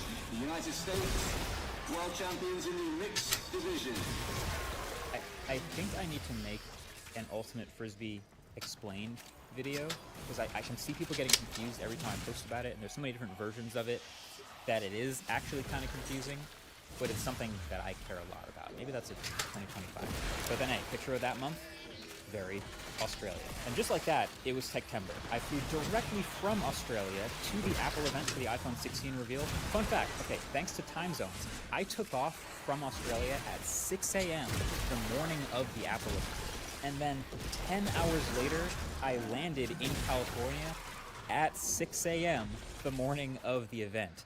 And so that's why I had something like, I think it ended up being 31 total stand hours for the day. I was maybe a little bit delirious, but I still think that video turned out fine. You could probably tell I was tired though. We also launched the low-top version of the Model 251s with Atoms, which are on sale now, and they are the best version yet of the most comfortable shoe you'll ever wear. I love these things. I wear them almost every day. I'm so glad we got to make them. And then Time Magazine put me as one of the 100 most influential people in AI. Really interesting list. Probably because of the rabbit and humane stuff, but yeah, crazy list. And then we launched Panels, our wallpaper app, to the world. This is something we've worked on as a team in the background for the better part of a year, sourcing from artists, developing, designing everything, and then launching it with the review of the new iPhone. Unfortunately, that was a total misjudgment on my part. I spent way too much time, well, way more time on the product review than actually explaining the app itself, which it needed its own explanation, so people didn't really understand. I didn't really properly explain the features or what it did, why it existed, or why it even had a premium price tier. And it had a bunch of other issues at launch to begin with that it never should have had. But nevertheless, it was my turn to get roasted. This is the same guy that reviewed the Fisker earlier this year, and the Humane Pin, and the Rabbit. So now it was all turned on me as the person making the product that wasn't up to par. And I deserved it. So I prioritized fixing things based on feedback, and obviously making the video actually explaining everything about it. But yeah, that was the first time really feeling like the entire internet was pointed at me, but for a negative. Like people outside of the tech community, everyone being disappointed, and it sucks to disappoint people. So that was some serious lessons learned in communication, in the priorities that we have, and hopefully being able to improve things. I'm proud of how much we were able to improve based on the feedback that we actually got. So now the app and the artists involved are thriving and doing better than ever, and I look forward to continuing to share cool wallpapers for the people who care about that stuff. Photo of the month. This kangaroo was surprisingly, concerningly chill about this picture. Then in October, we saw robotaxis and robots that may come out someday, maybe. We saw AR glasses that are out, and some that are also definitely never coming out.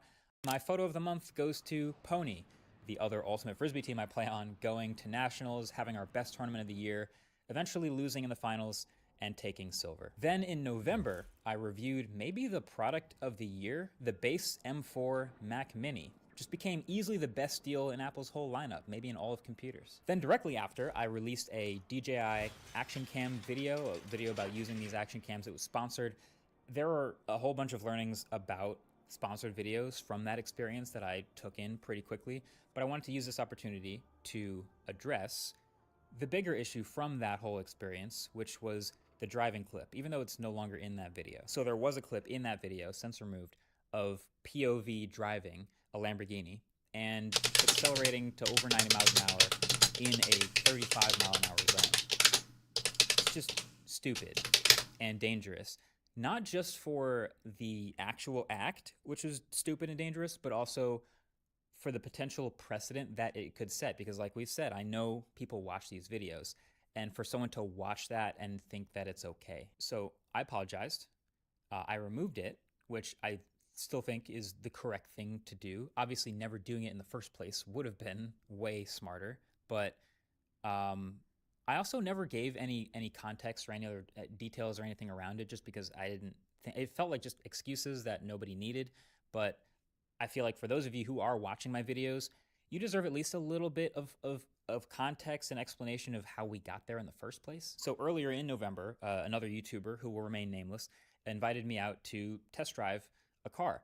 And I said, okay, yeah, sounds fun. We went out, and the way these work is that the salesperson sort of takes you out on a pre-designated test drive route. It was outside of New Jersey. I didn't know the space very well, so I just followed their lead. They sort of show you where to go, and we went out, and then came back. So I had the action cam with me, as I had for the past couple weeks, as I'd shot clips here and there around just on how it could be used to shoot anything anywhere. So on the way back, I was like, oh, okay, I'll shoot a clip of a few seconds of driving because this could be used to shoot driving shots. None of this context really matters that much. And there's a reason for speed limits, and I own that responsibility. I'm lucky that nothing went wrong during that test drive. I would have been my fault, and that would have been horrible. So I encourage you to not do what I did. I learned several valuable lessons here in all of this. You know, making mistakes and genuinely learning from them and changing. I think that's a super important thing to just have as a human. And then also as the responsibility that I have as a very visible creator, and that people look up to what I do and what we make as a team. So clearly everything deserves an extra layer of diligence. And again, that the publish button is very heavy. So picture of the month for November, my high school also has an Ultimate Frisbee team, and every year they have an alumni versus current high school team game, an annual game. I've played in that game a lot, both as a player and as an alumni. Never lost. Never lost. So then in December, I reviewed Sora as it was unleashed on the public, and then it very quickly got one-upped by Google's Veo, and now the AI video generation wars are suddenly underway. Not sure how to feel about that yet. And then of course I gave out my 2024 smartphone awards, and about half the trophies have actually already been claimed by the companies that won them. Oh, and Bitcoin hit 100K, so yeah, I guess I'll keep holding. Photo of the month, foggy, cold New York City night. Definitely a vibe from the sidewalk below. So 2024 was a crazy year, and I learned a lot of lessons. And I think what's maybe the most interesting is the one main lesson kind of came from both Ultimate Frisbee and this stuff here on YouTube, which is, and I had a coach say this and I never forget it, that pressure is a privilege. In sport, you don't necessarily get to always play for something that means a lot. It might mean a lot to you, but something that really means a lot. To actually have that opportunity is crazy. It's awesome. And the same thing here. Pressure is a privilege. Like, you don't necessarily get to make something and create something new and send it out to the internet and have anybody care about it. So the fact that we get to do that here is a privilege, and I don't want to forget that. And I also think it's sort of clarified, it's made a lot clearer what I want to do in 2025 and going forward, which is a bit of a return to the basics, a little back to the basics of quality over quantity, a little bit more good videos rather than just a ton of videos. So hopefully you're down for that. As always, thank you for watching. You guys are what makes this possible. Catch you next year.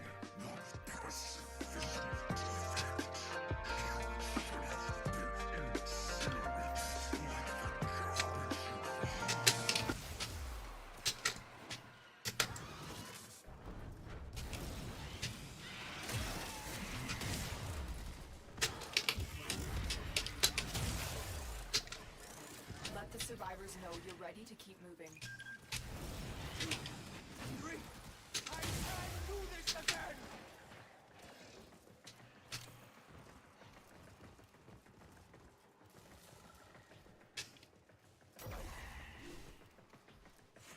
There are still survivors to be evacuated, but this operation is becoming increasingly risky.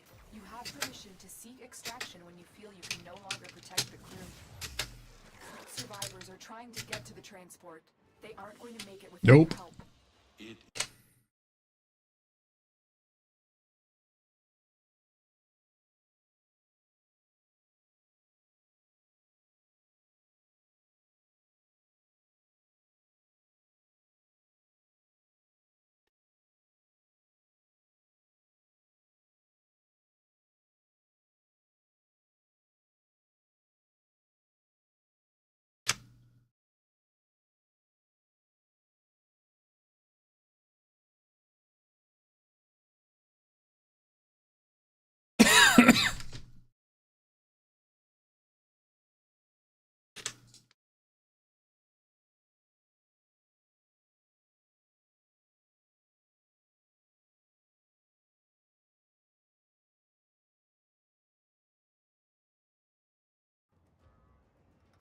No, those are done.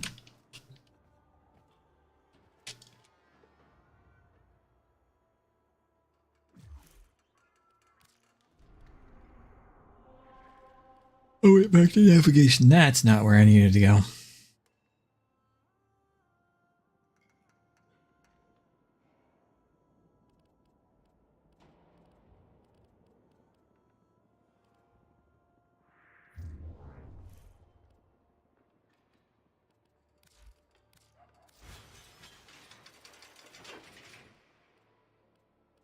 Where are we going? To the park? Huh? Better not be the bed again. I fell for that last time.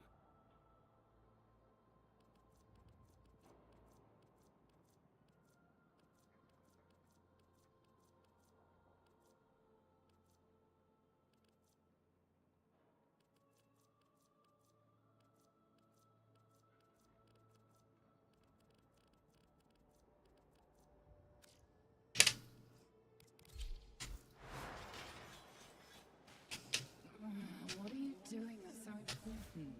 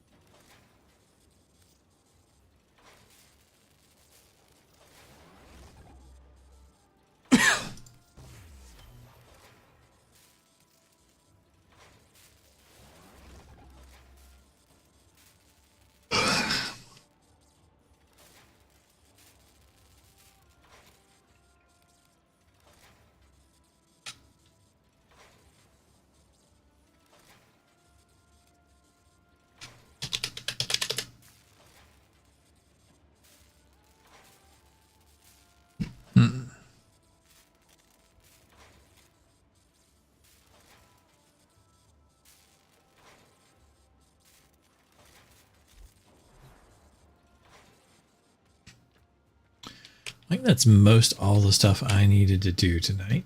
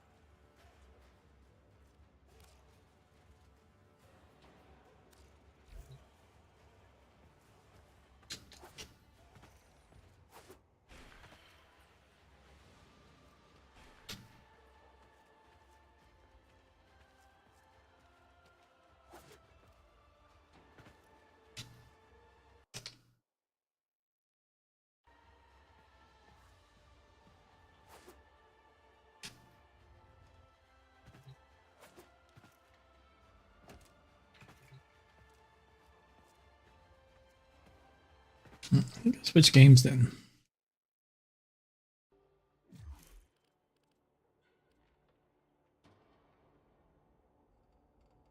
I think I need anything special or extra for that.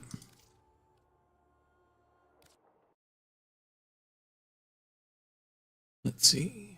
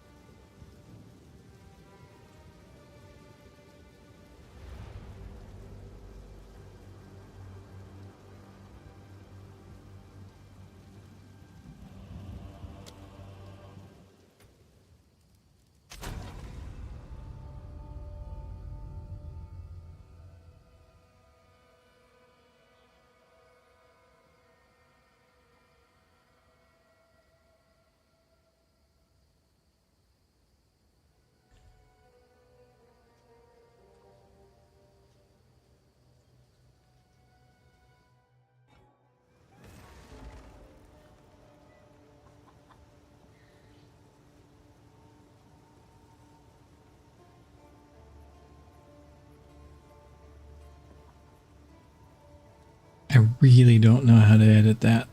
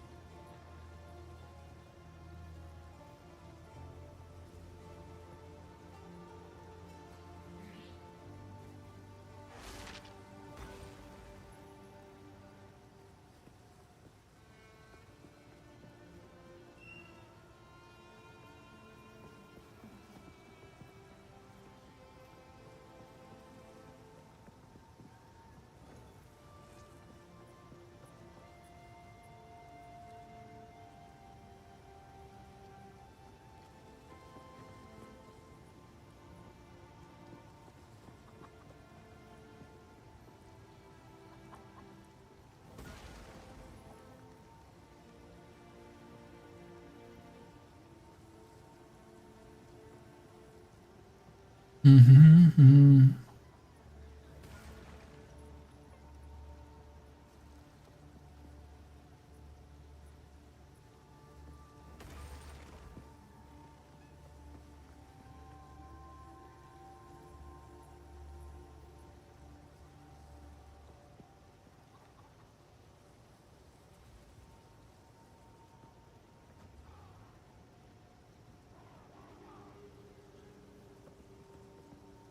Okay.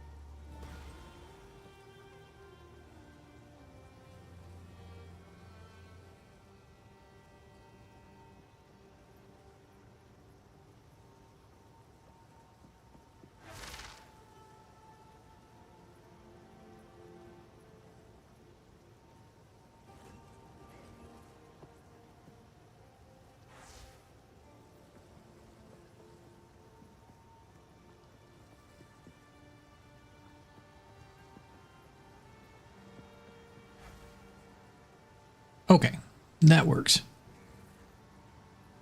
I was able to edit that. Inventory. Not a lot of stuff.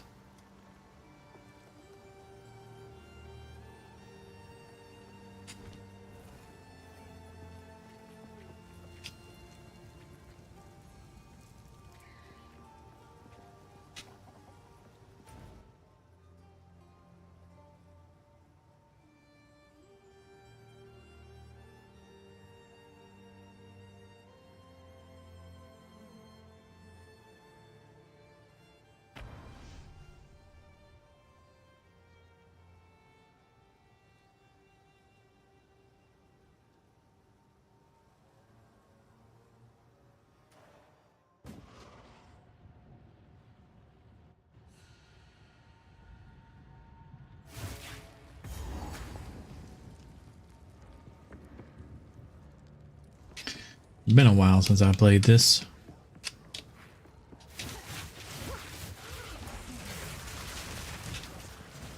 Fall before me.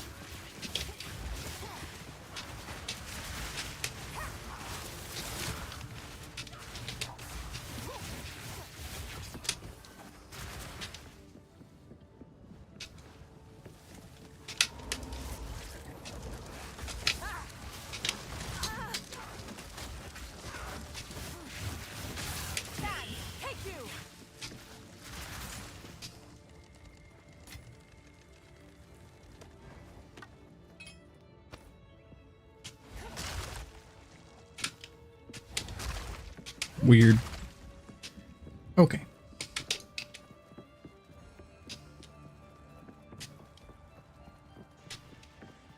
T and F. F is the instant kill. Really should have been using that.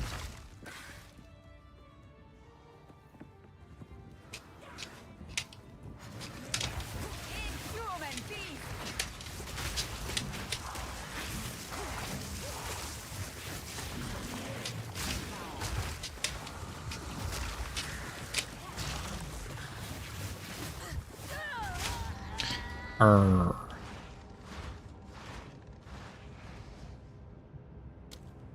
gonna be right there.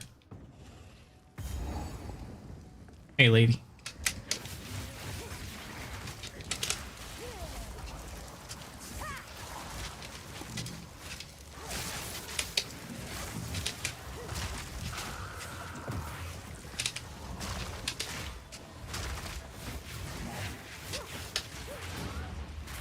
Okay, remember that instant kill.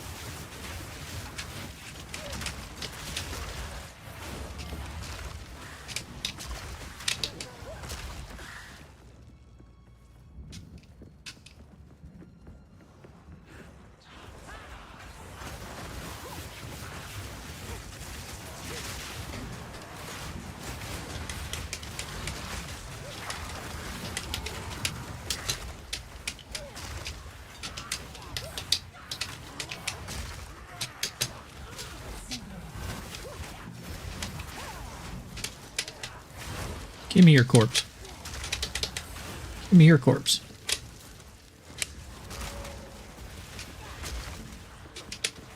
Give me your corpse.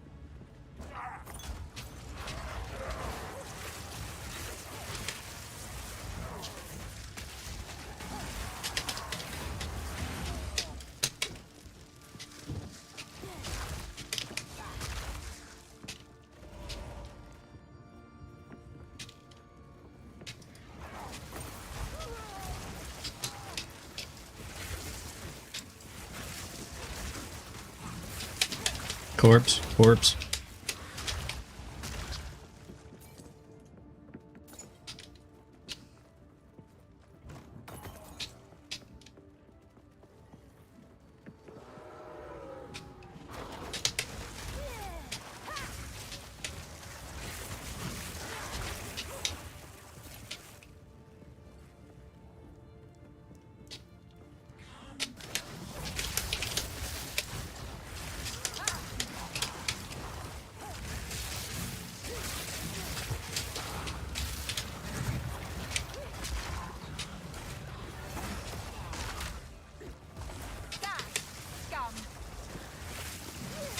Corpse.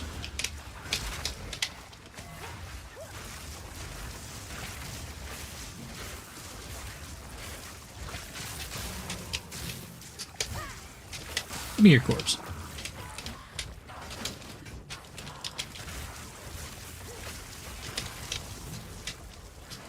No. Corpse. Give me.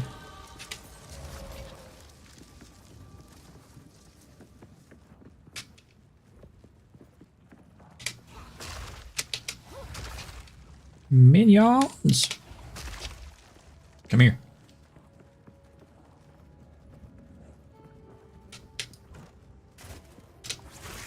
Anybody in here?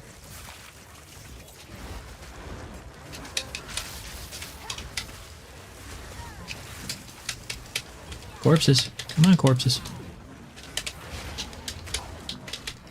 Give me your corpse and your corpse and your corpse.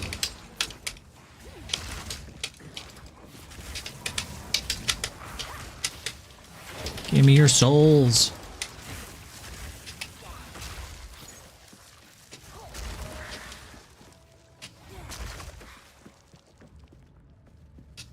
There will be no enemies. There will only be my minions.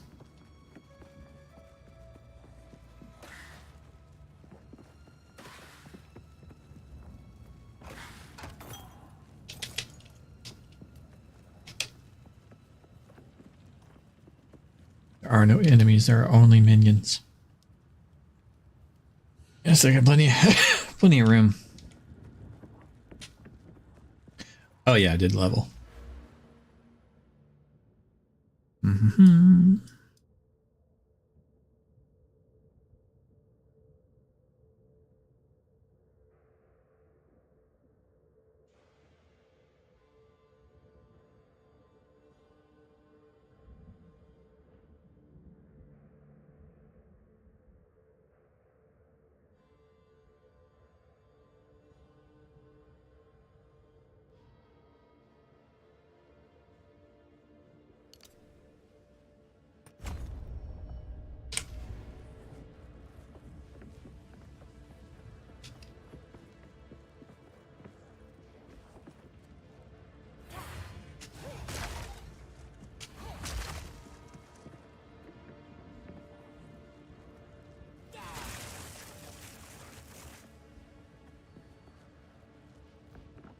Time is nigh.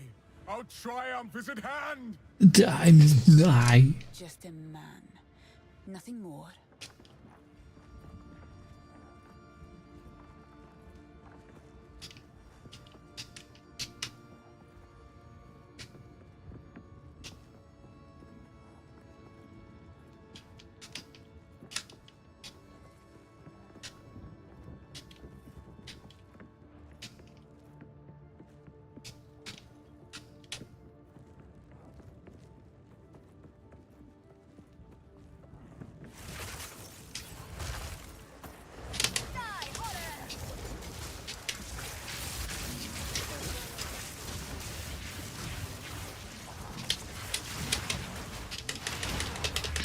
Stop coming for me.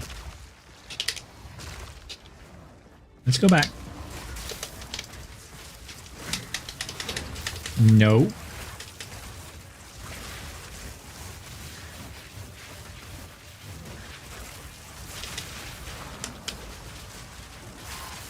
Nope.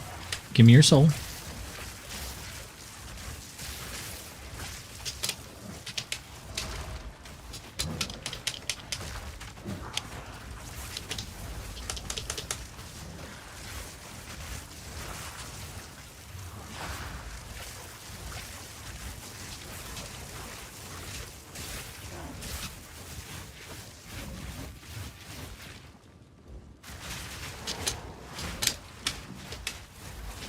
Give me your soul.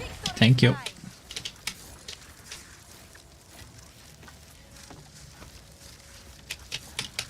No bodies. Only minions. There will be no resurrections.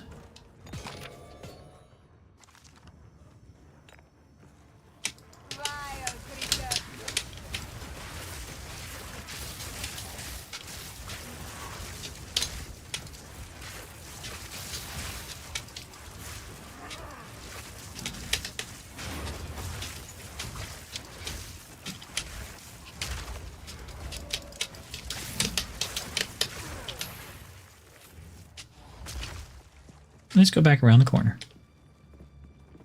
Come on, minions.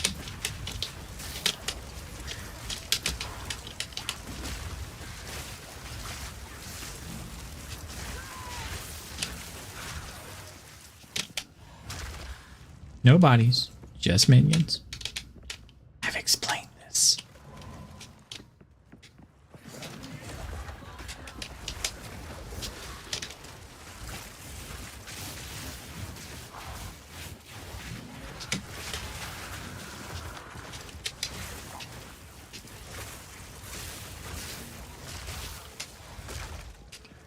Go minions.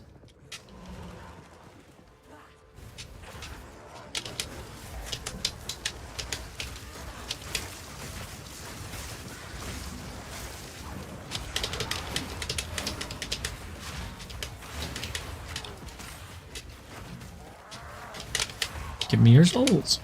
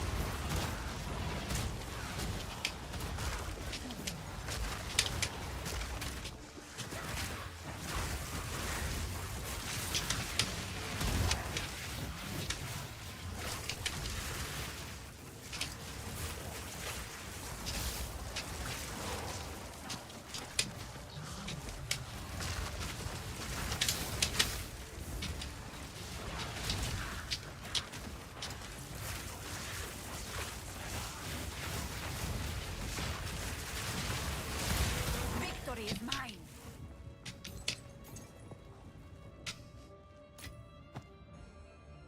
I'm carrying enough already. Yep, time to go back.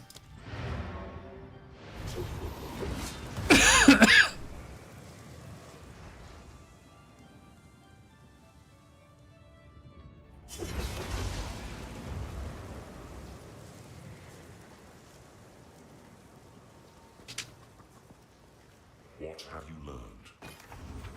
Go. It is good to see you. I like to hold on to bits and pieces. Any that catch your eye?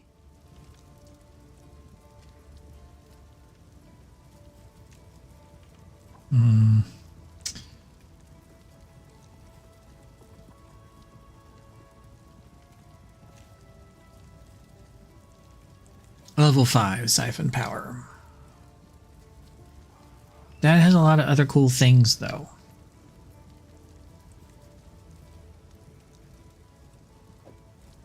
I will treasure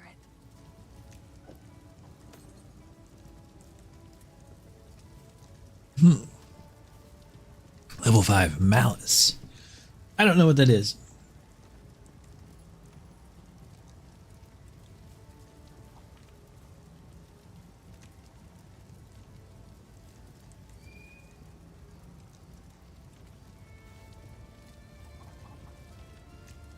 That's a scepter.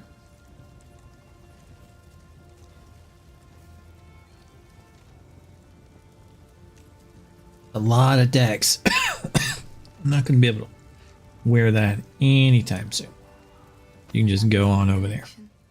Thank you.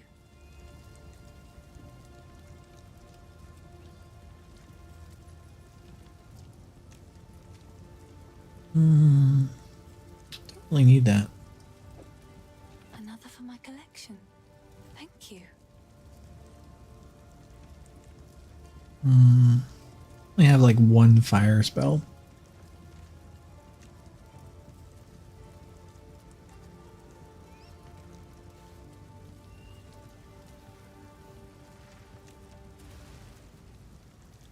Kind of need that one. The minion skills, not bad. Oh, I like this one.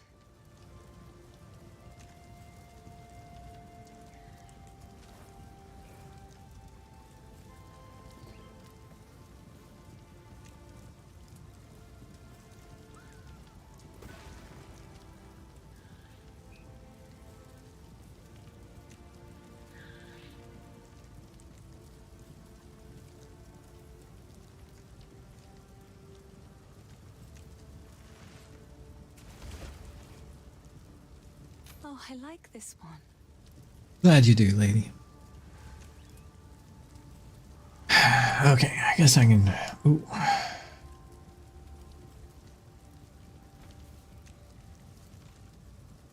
Stash a lot of this stuff. Those haunt us both.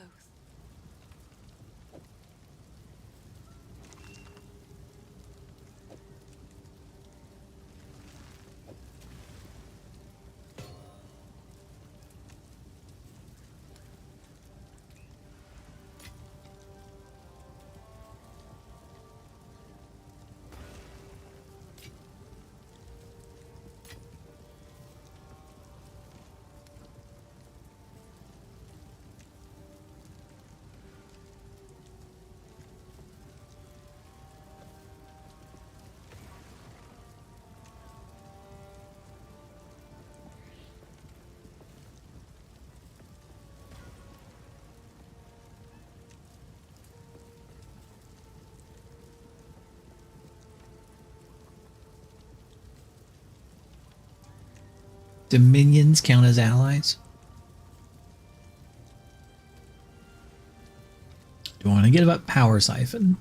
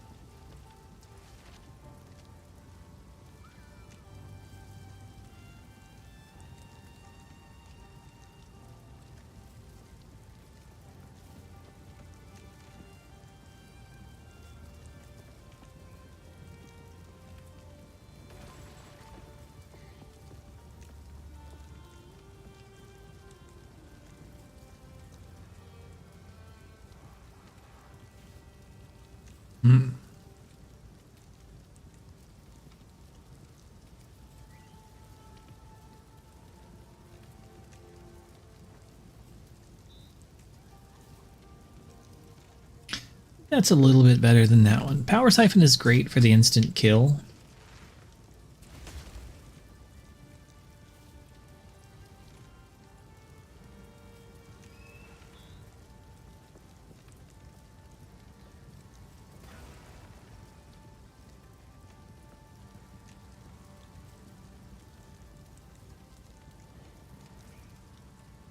think that one's better.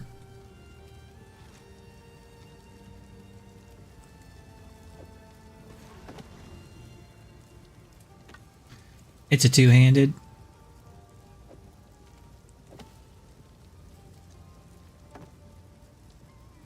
Well.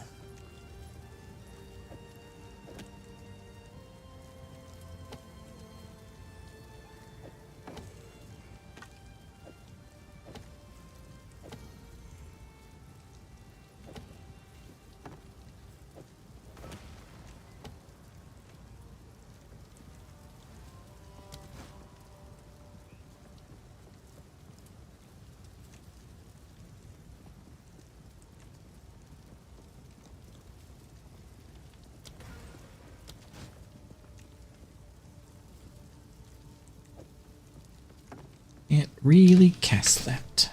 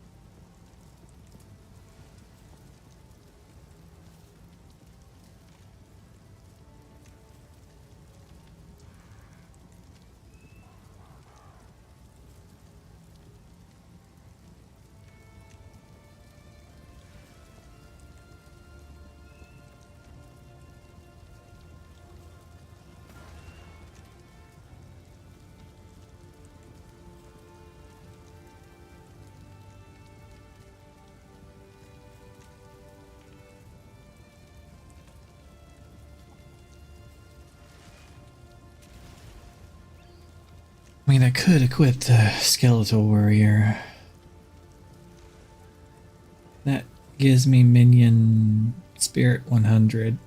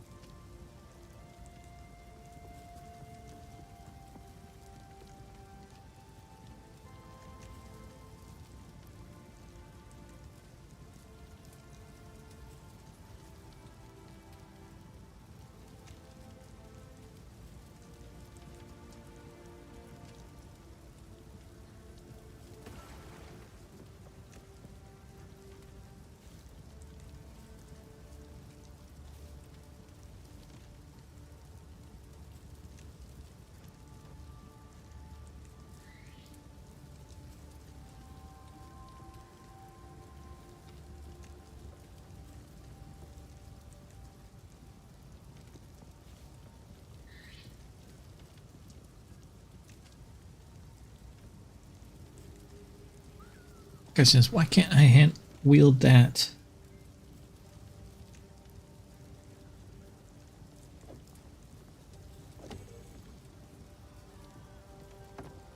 I can with a wand. But I can't wield two scepters.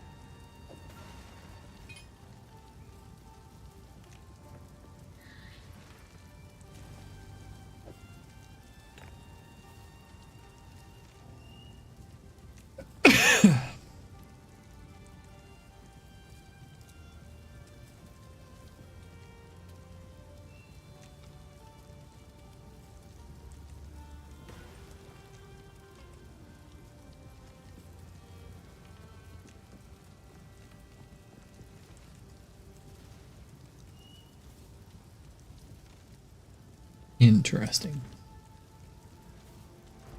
It is good to see you. These are just some odds and ends of... Oh, I like this one. It seems shadows haunt us both. Aw.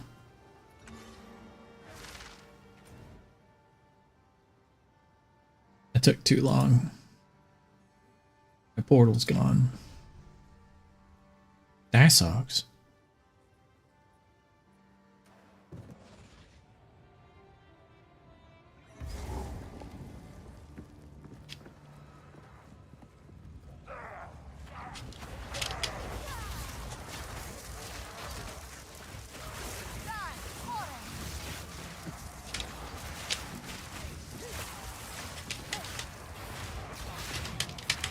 F, kill him. F, kill him.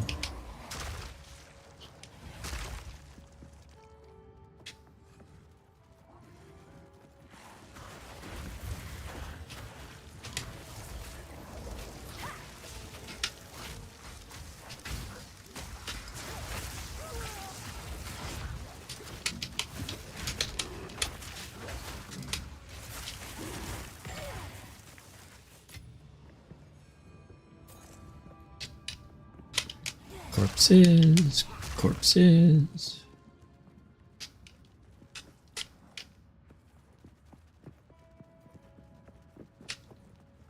Am I up here? Yes.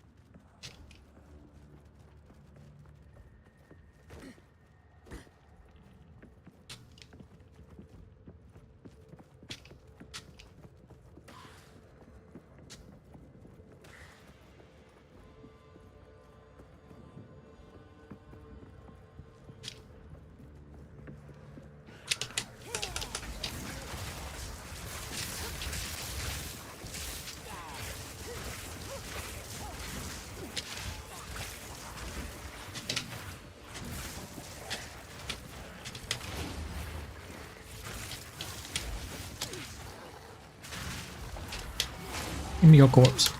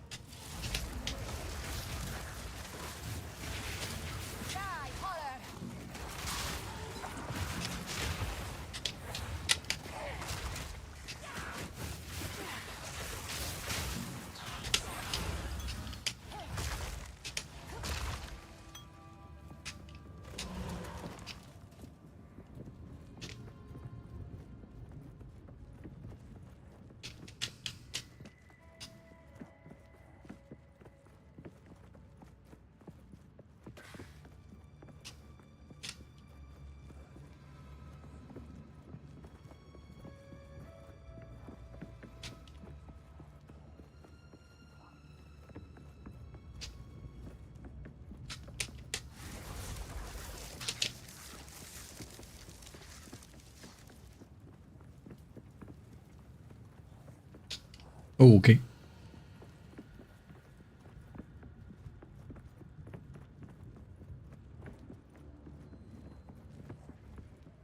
You can rest when you're dead. Keep digging. There is just a man, nothing more. Will of the Marrakech.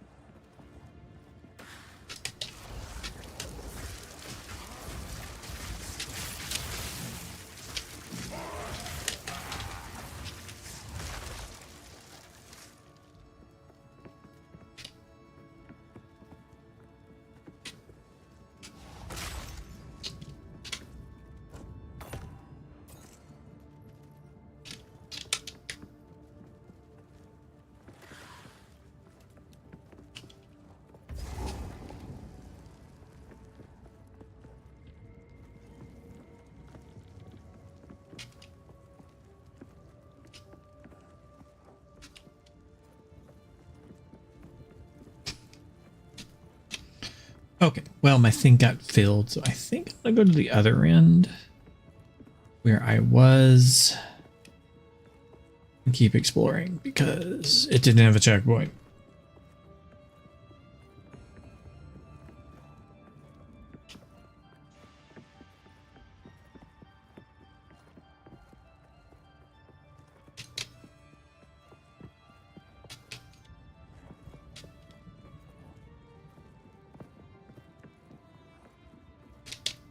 What the hell?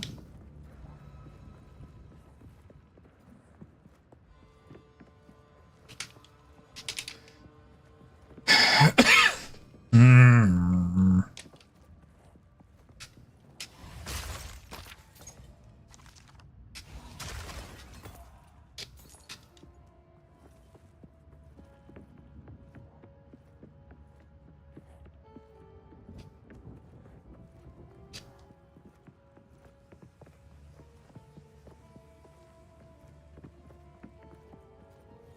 Pretty consistent at doing that, like getting to exactly where I need to go.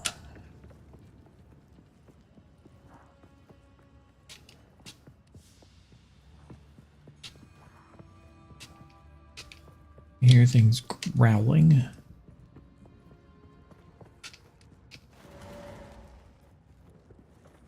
Why didn't he just respawn? Are you dead?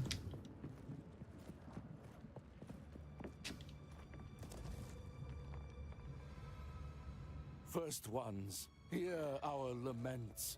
Sanity recedes ever further into the dark. Shadows hover above us, in the corners, watching and waiting. What sickness has come among us that so unsettles our minds? It sits, poised to strike.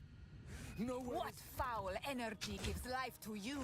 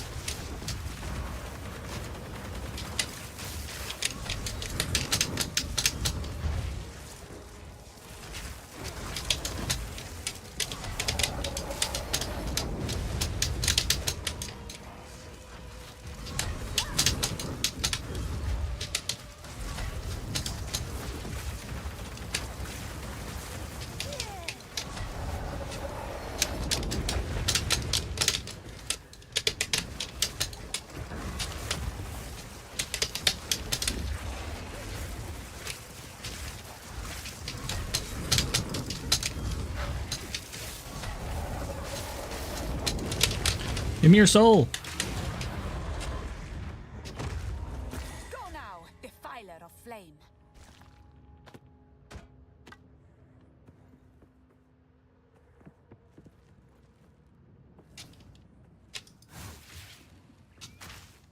First ones, hear our. Okay. Okay.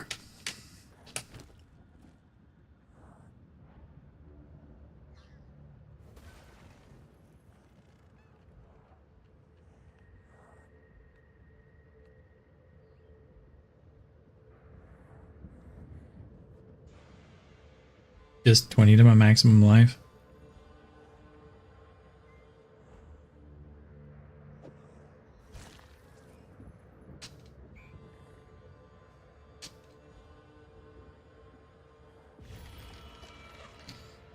Fine.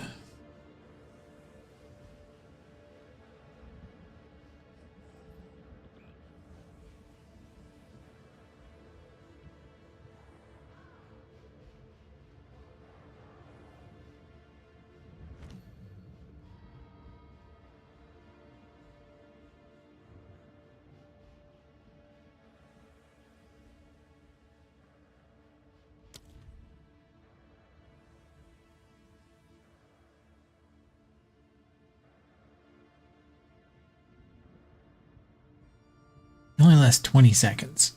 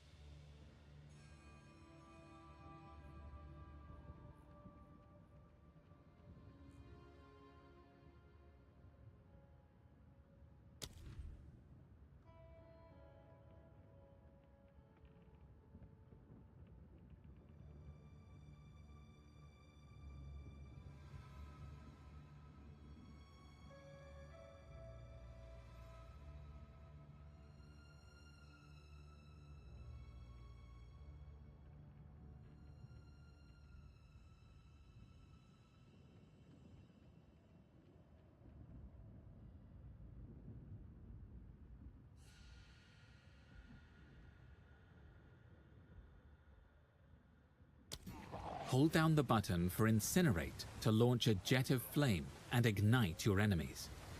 Holding for long enough causes the flame to lower enemies' fire resistance and leave burning. You want to go outside? Hold down the button I mean, for Incinerate that might be to launch nice. a jet of flame and ignite your enemies.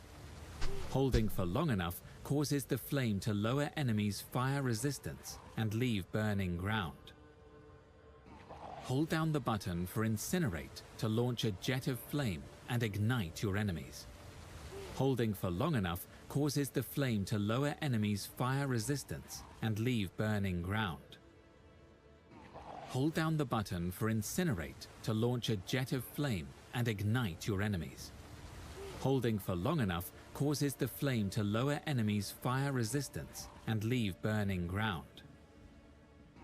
Hold down the button for Incinerate to launch a jet of flame and ignite your enemies. Holding for long enough causes the flame to lower enemies' fire resistance and leave burning ground. Hold down the button for Incinerate to launch a jet of flame and ignite your enemies. Holding for long enough causes the flame to lower enemies' fire resistance and leave burning ground. Hold down the button for Incinerate to launch a jet of flame and ignite your enemies. Holding for long enough causes the flame to lower enemies' fire resistance and leave burning ground. Hold down the button for Incinerate to launch a jet of flame and ignite your enemies. Holding for long enough causes the flame to lower enemies' fire resistance and leave burning ground. Hold down the button for Incinerate to launch a jet of flame and ignite your enemies. Holding for long enough causes the flame to lower enemies' fire resistance and leave burning ground. Hold down the button for Incinerate to launch a jet of flame and ignite your enemies. Holding for long enough causes the flame to lower enemies' fire resistance and leave burning ground. I think it would be better to swap out. For Incinerate to launch a jet of flame. So hold on. Let's do this.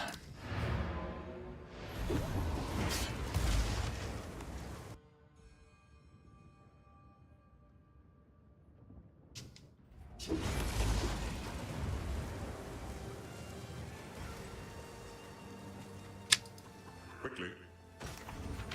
Thank you. It is good to see you. I've collected these over time. Oh, I like this one.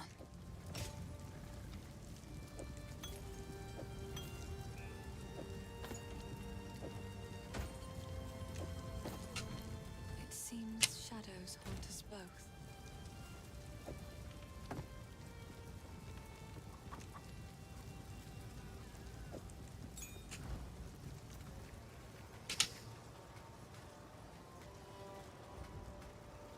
I'm going to go back there so this place doesn't reset.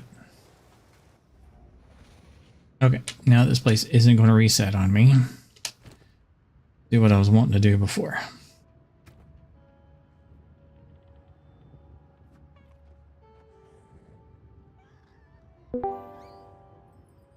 Hello? Well, that turned into an escapade. What was that? What happened? I updated my motherboard BIOS. Oh. Yeah, that can be an escapade.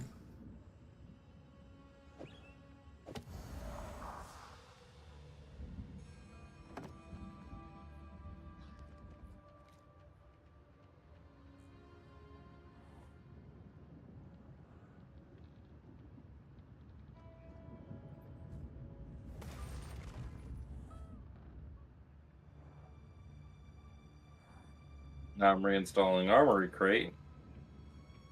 But, it is taking its sweet-ass time.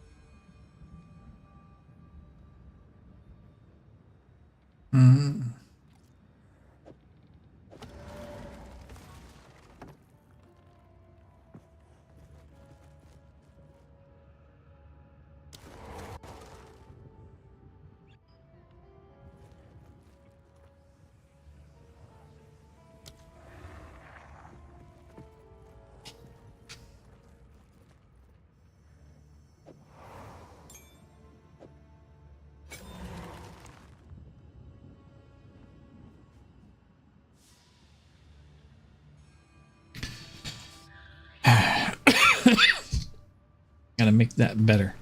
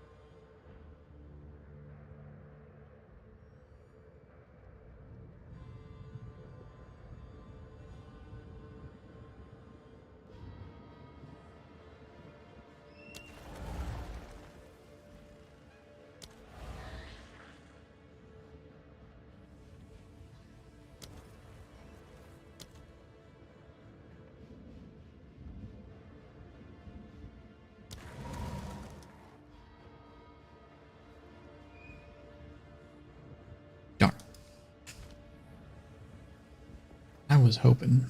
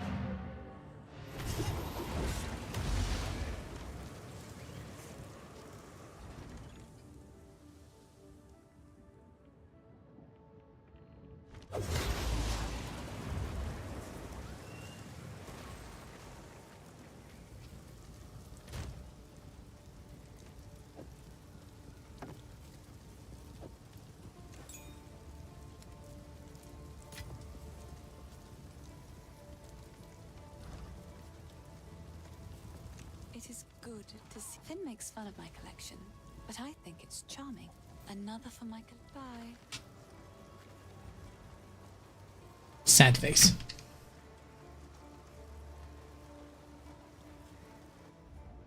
Are you able to control your lights now? No, I'm reinstalling Armory Crate. No. Not done yet. I keep having this error of updating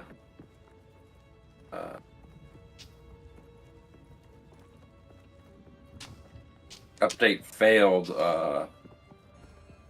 Like it couldn't install a font. Oh, that's stupid.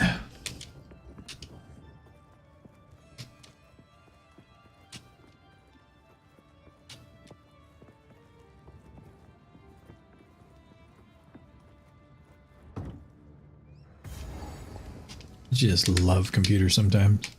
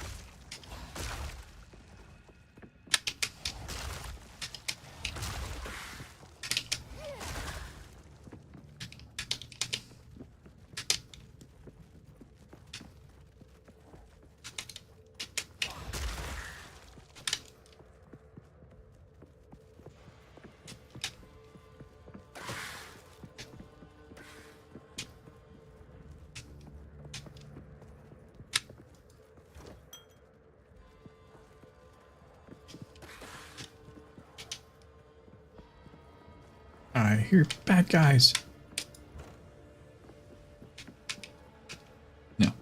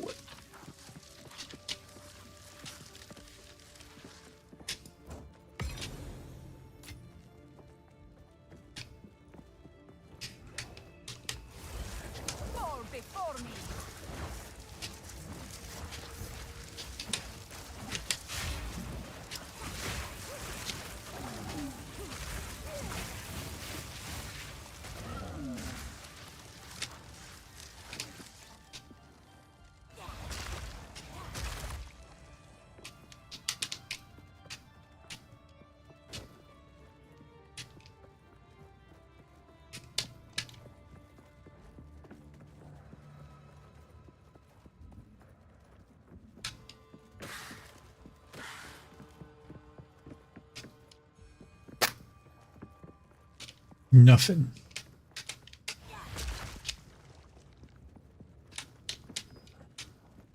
That place was useless.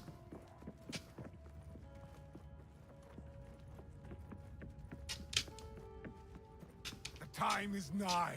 Our triumph is at hand. Time is nigh.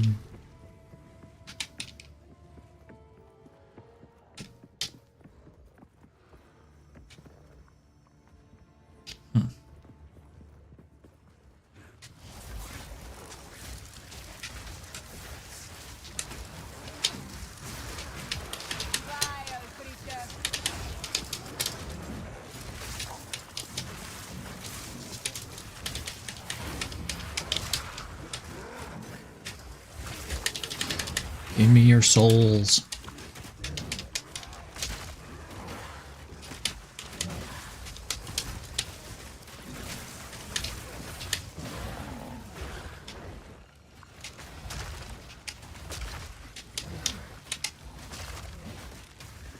Who are you attacking?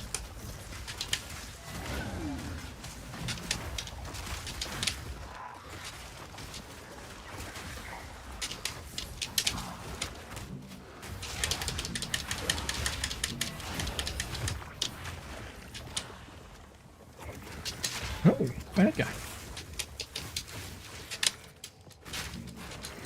Hey, I got my lights to work. Nice. Sorry it took so long.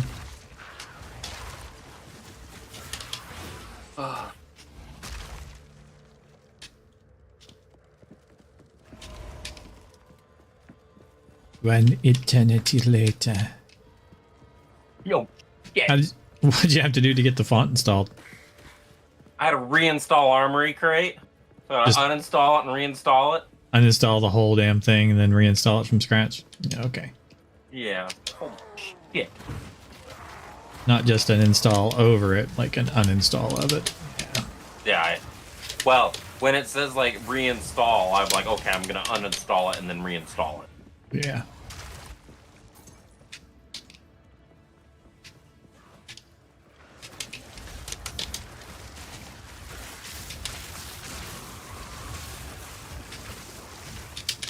Ow.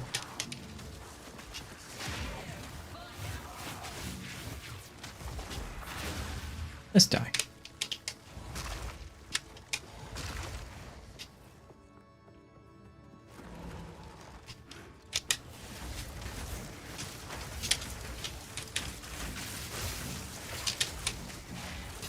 No. Stop tonguing me.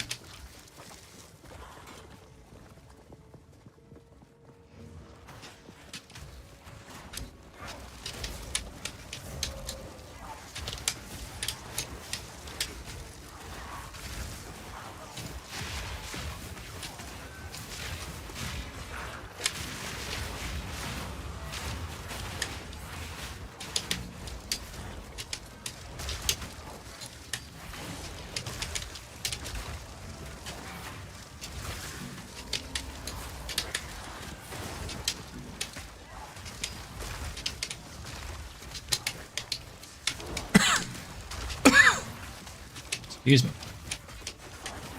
Gimme.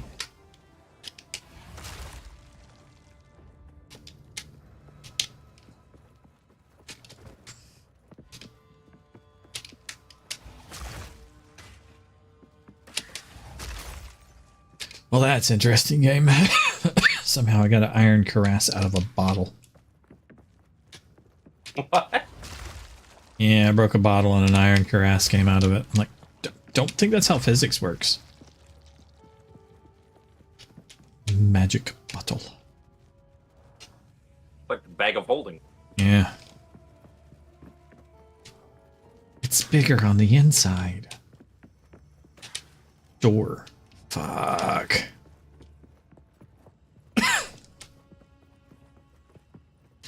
We'll explore in this direction. It doesn't have like a zone transition. Stairs. Yes, it does. Fine, I'll take the door instead of the stairs.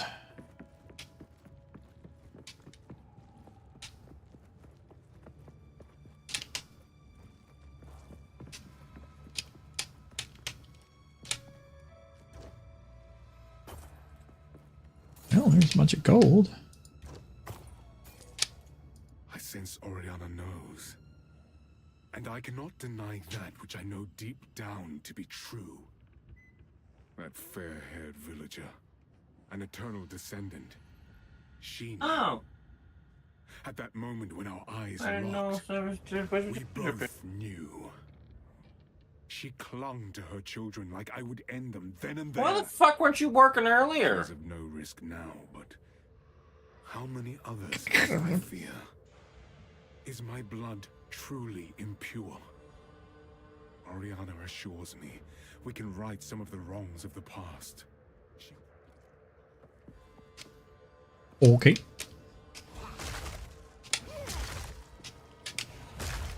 I read the guy's journal.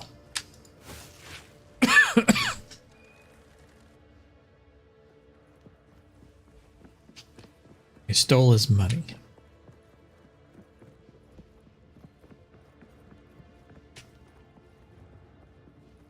Stairs.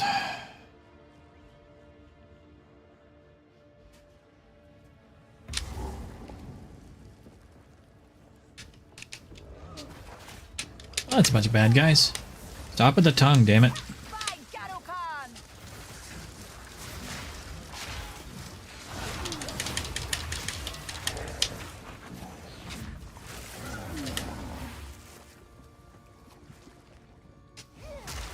Now, can you just stay blue? Should be able to. Dabba deepa die.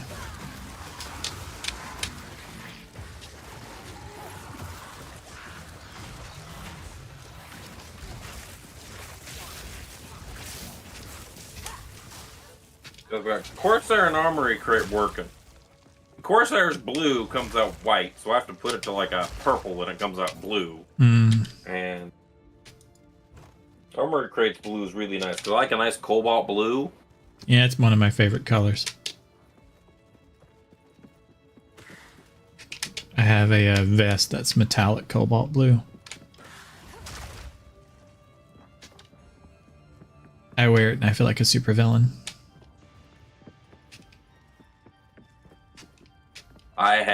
I still have it too. I have a Assassin's Creed like sweatshirt that a friend of my mom's made for me, And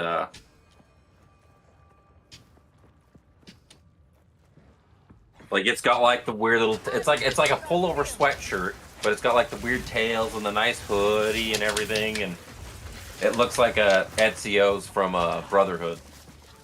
Nice. When it was styled off.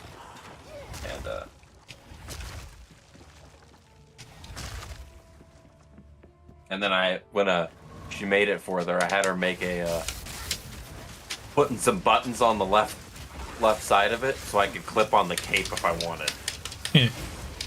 So if I wanted a cape, I could just button clip on the cape. Or if I didn't want the cape, I could just leave it off.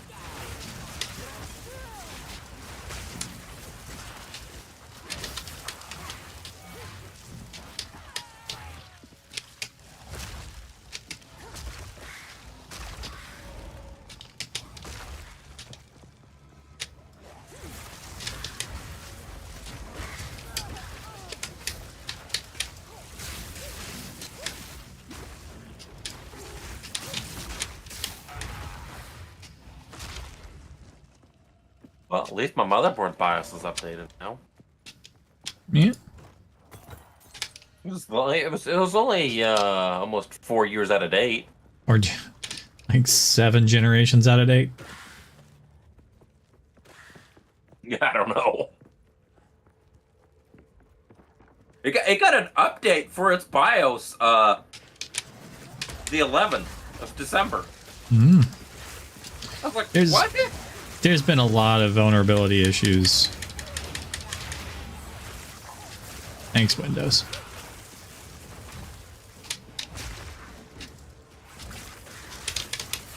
I love it when Windows tells people like, yeah, here's a fix for this solution. It's like, yeah, we need you to, sacrifice your firstborn. You mean, wait, what?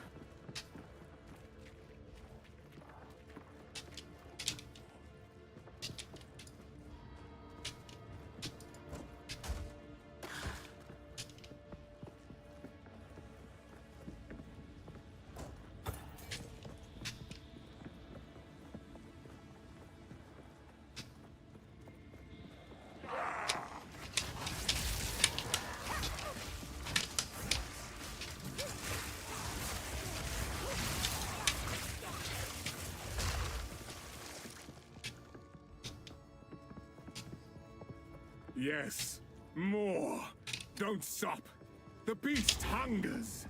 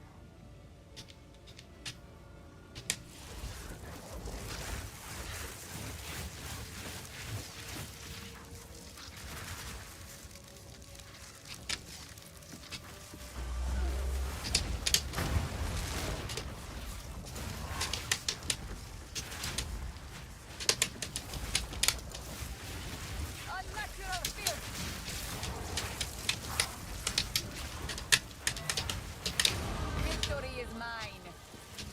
Give me your soul.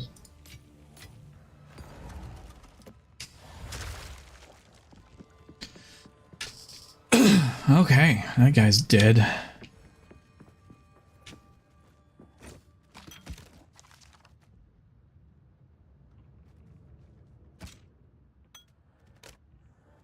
Oh, now level.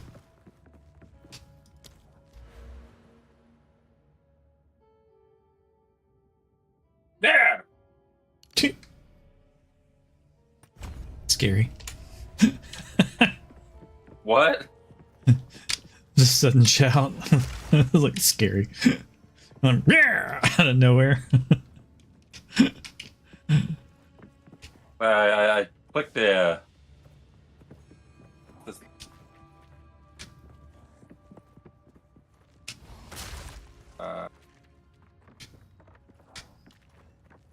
oh God.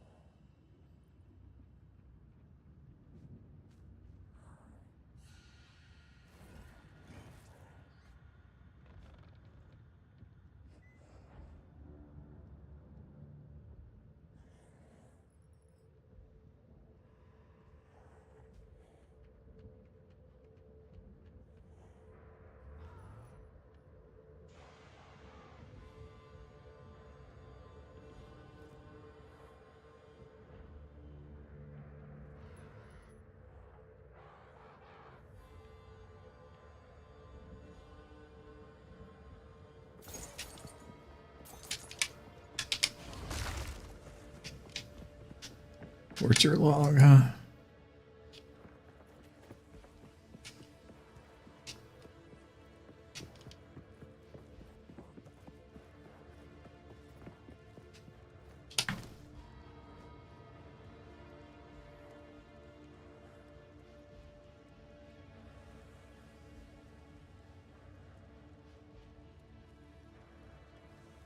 Still think one of the best things I've ever gotten is a.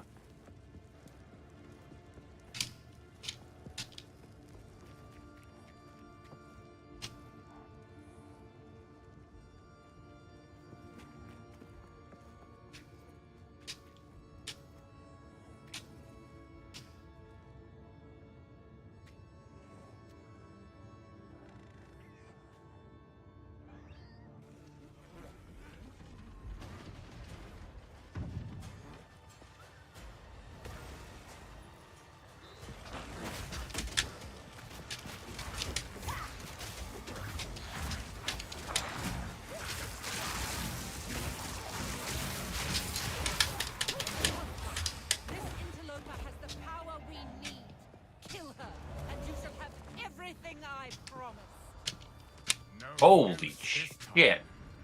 I'll remove your head myself. I think not, Mad Wolf. Easy prey.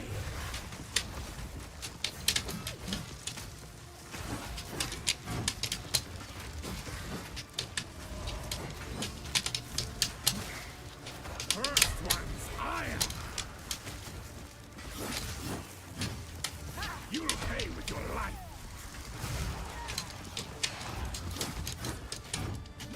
You will falter. Ooh. Easy prey. You'll pay with your life.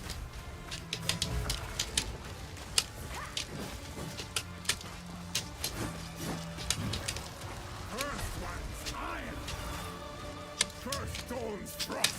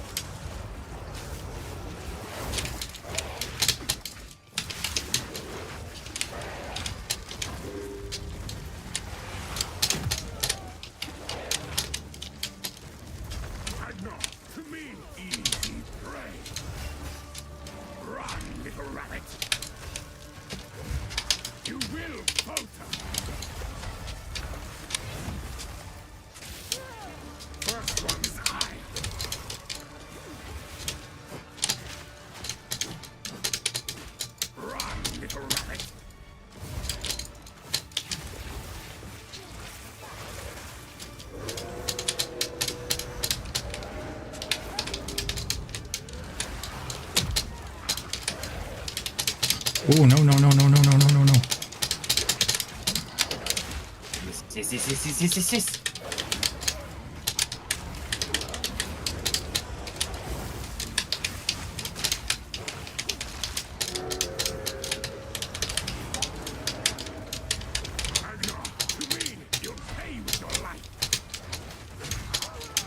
Oh. No escape.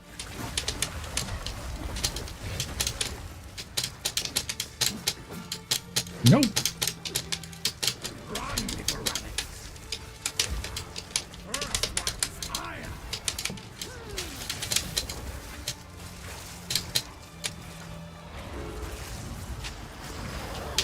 Oh, out.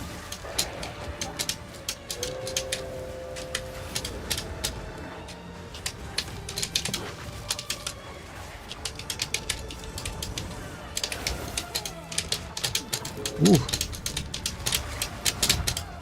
Out.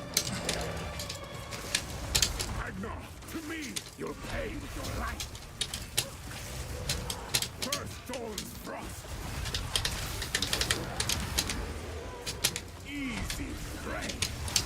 Oh, no, no, no, no, no, no, no, no. Oriana, open the cage. Release the beast. Give me what you promised. I think not. I expected so much more from you. You are too weak to do the job. I'll find someone who can. Goodbye. Manipulative pawn. How dare you abandon me after all I've given you?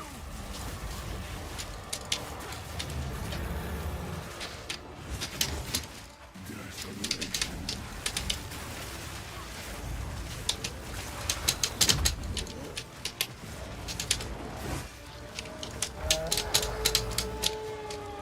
Your pulse quickens.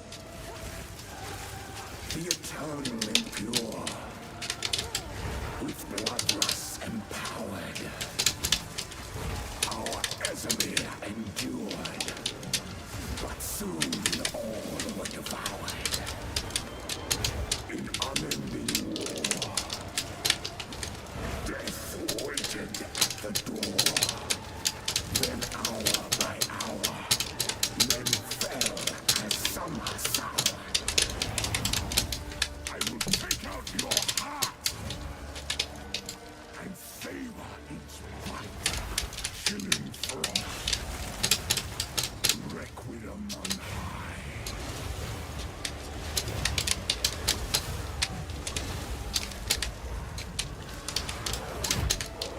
I smell your blood, and I am ravenous.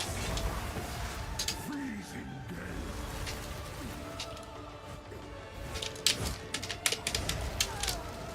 Solstice of pain.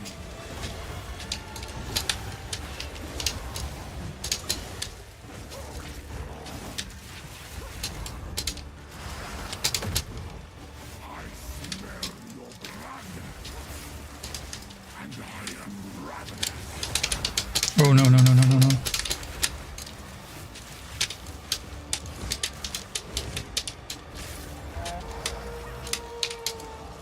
You are hunted. Fang, tooth, and claw. Tortured under the moon. The pack suffered but endured. And howled now in tune. No change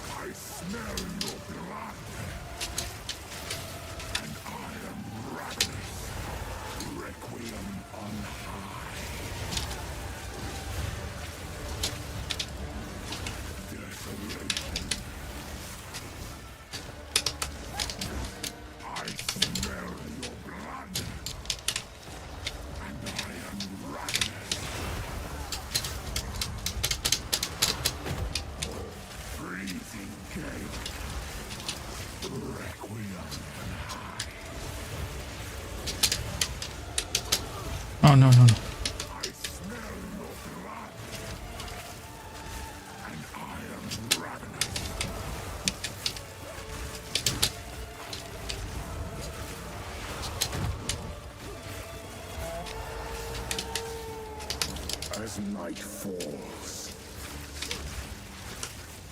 winter's chill sought the unworthy through an endless night. They wither and tarry. Ah, damn it. That was a tough ass fight. Forsaken as cold as death. Cool. I couldn't keep any good damage on him. The pack won't forget.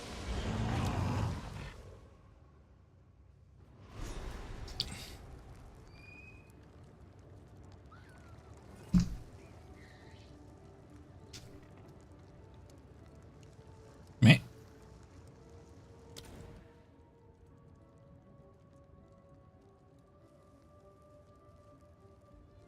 Well, I'm kind of doing that. Maybe I should use the other guy.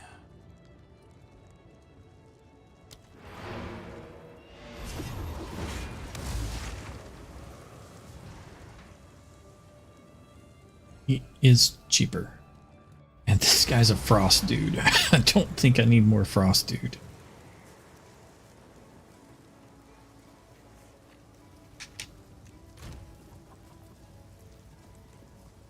Arsonist.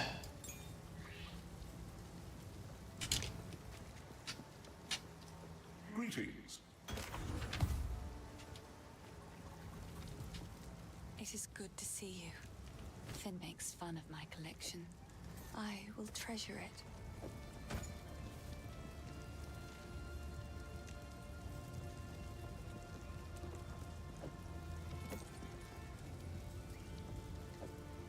I will treasure it.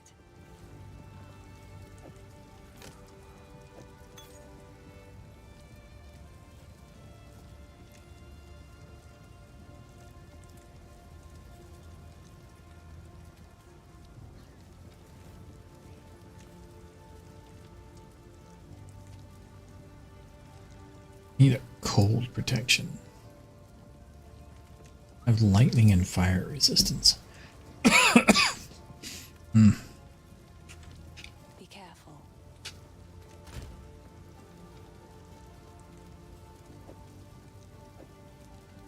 Here we go. That'll help.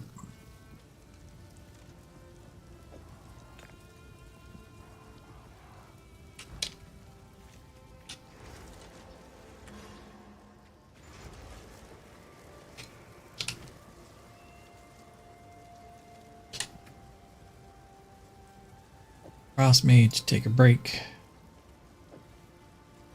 Arsonist.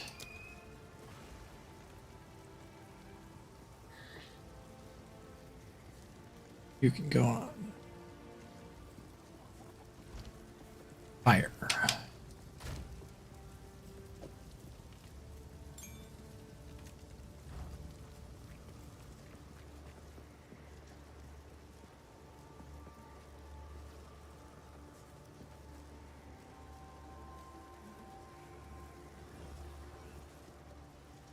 Three hours and 42 minutes. I think I want to go through this place another time. Like from start to finish. I needed to reset.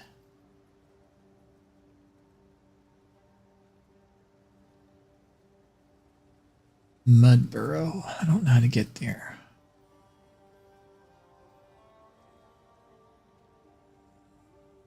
Guessing it's off the mausoleum.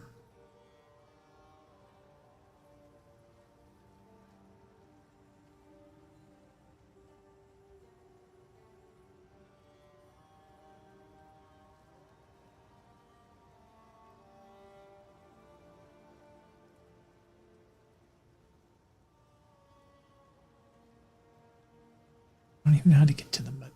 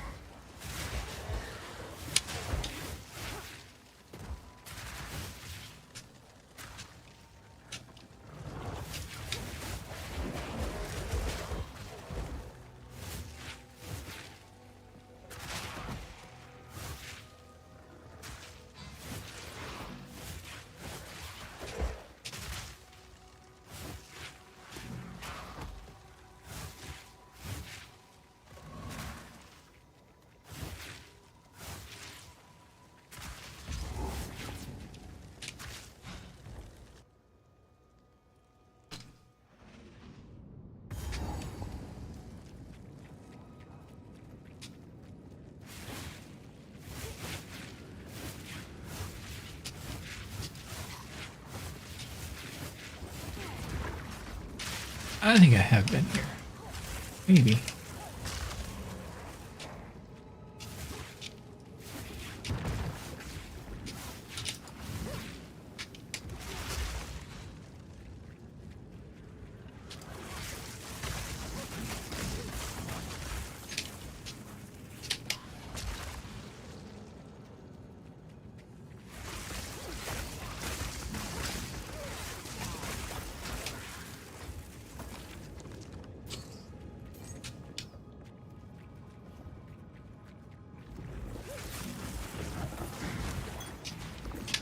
Conjure fiend!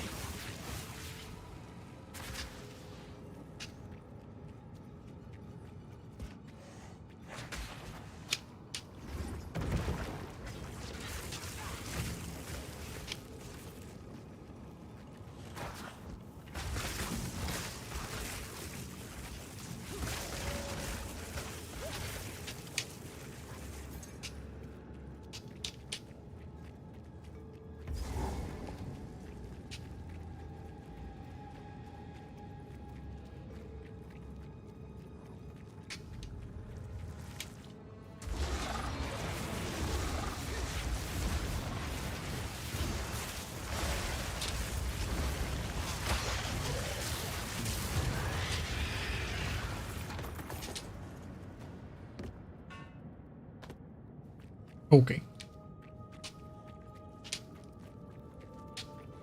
Yeah, I have been here before.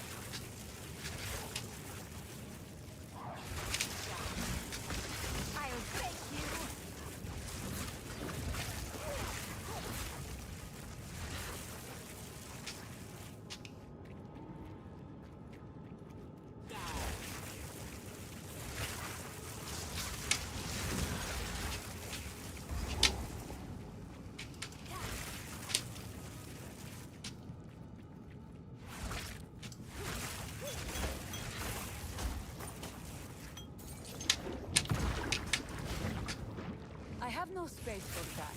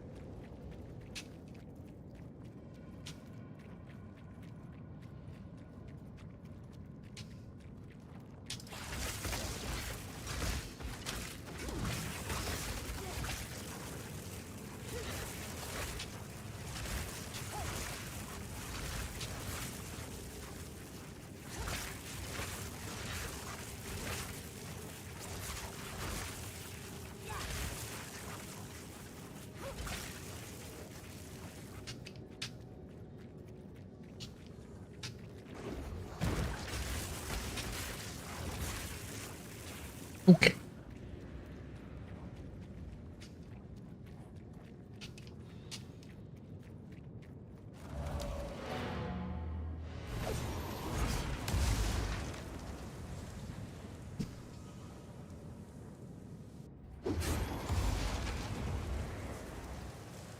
There's just no teleport there. That's the reason why it doesn't show up. Thank you. Yes? Take your time. Another for my collection. Thank you.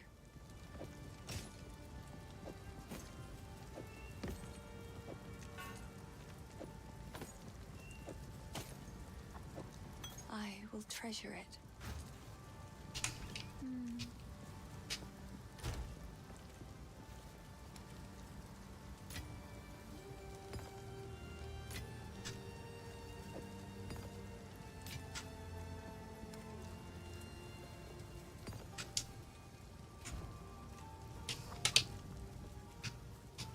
How can I help?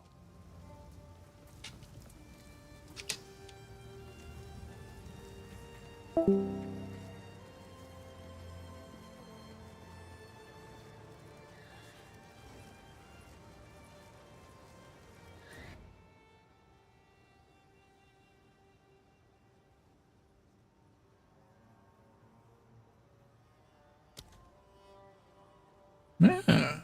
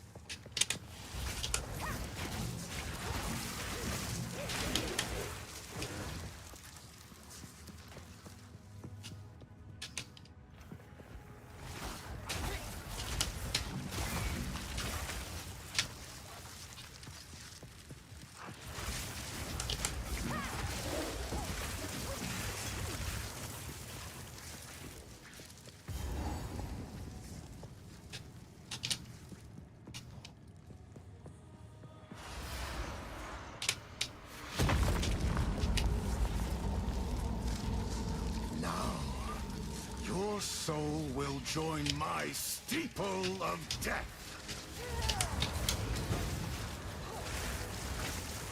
Your meaningless life ends now. The spirits yearn. My beloved Assinia.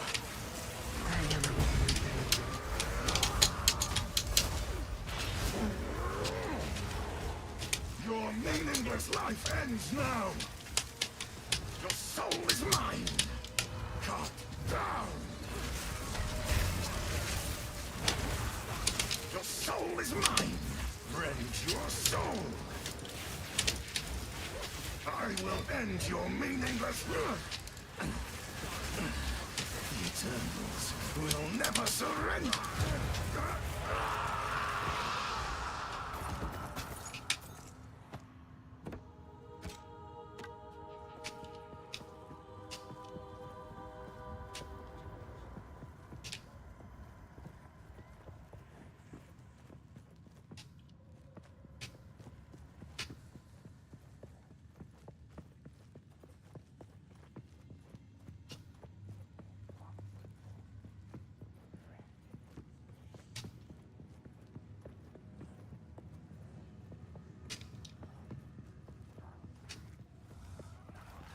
Will of the Marike.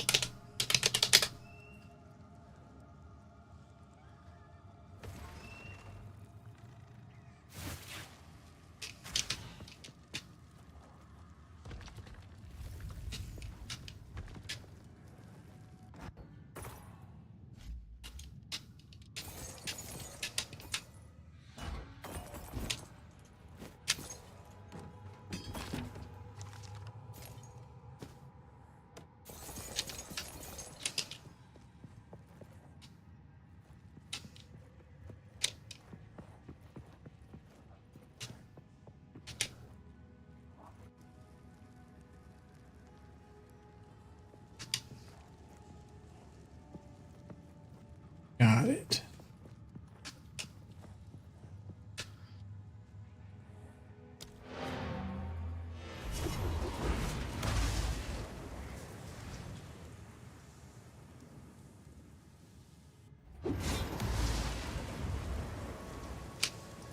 Quickly. It is good to see you. These are just some odds and ends of mine. It's beautiful. I accept.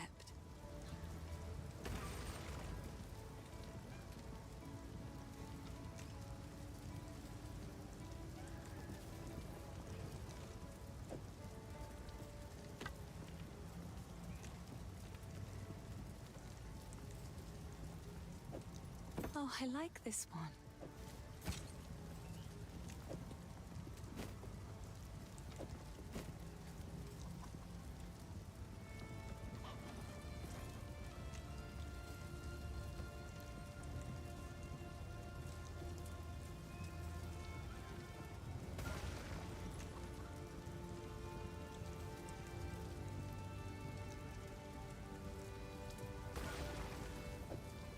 Another for my collection. Thank you.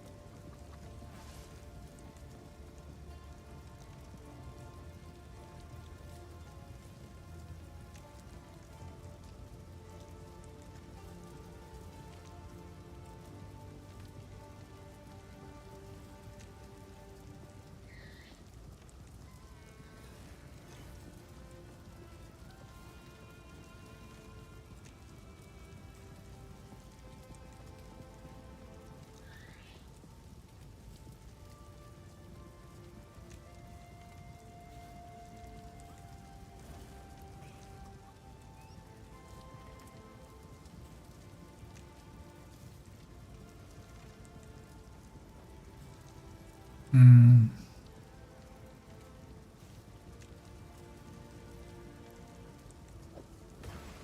Oh, I like this one.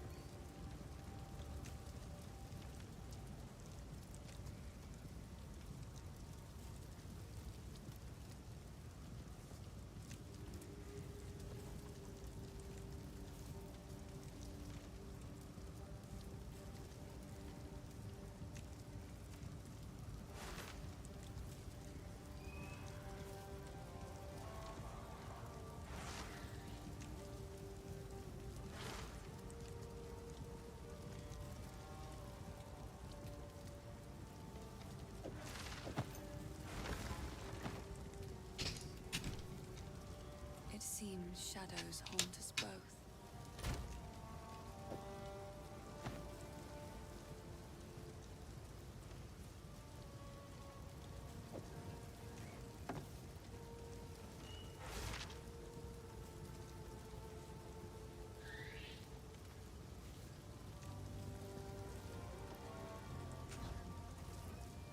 Okay. I think that's about it for the night. Because I did what I wanted to do with that place. And the chest.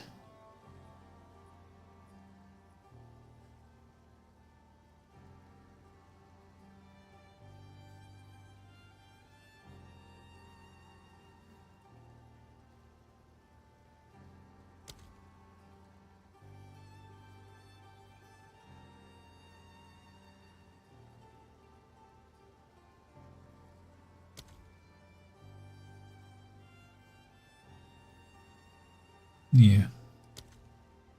No teleport down there.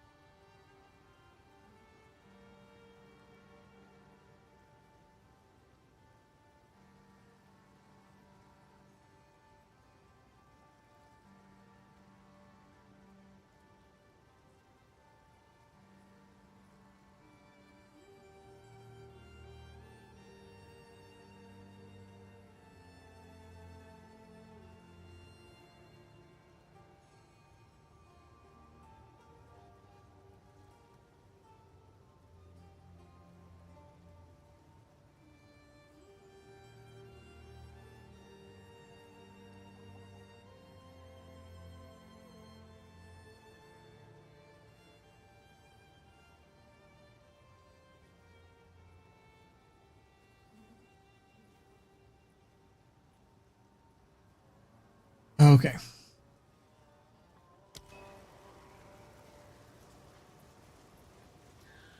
I think I'm going to take a break. Oh, I want to thank everybody that's stopped by, and I hope that everybody's trying to be good to each other. You only have this one chance. Other than that,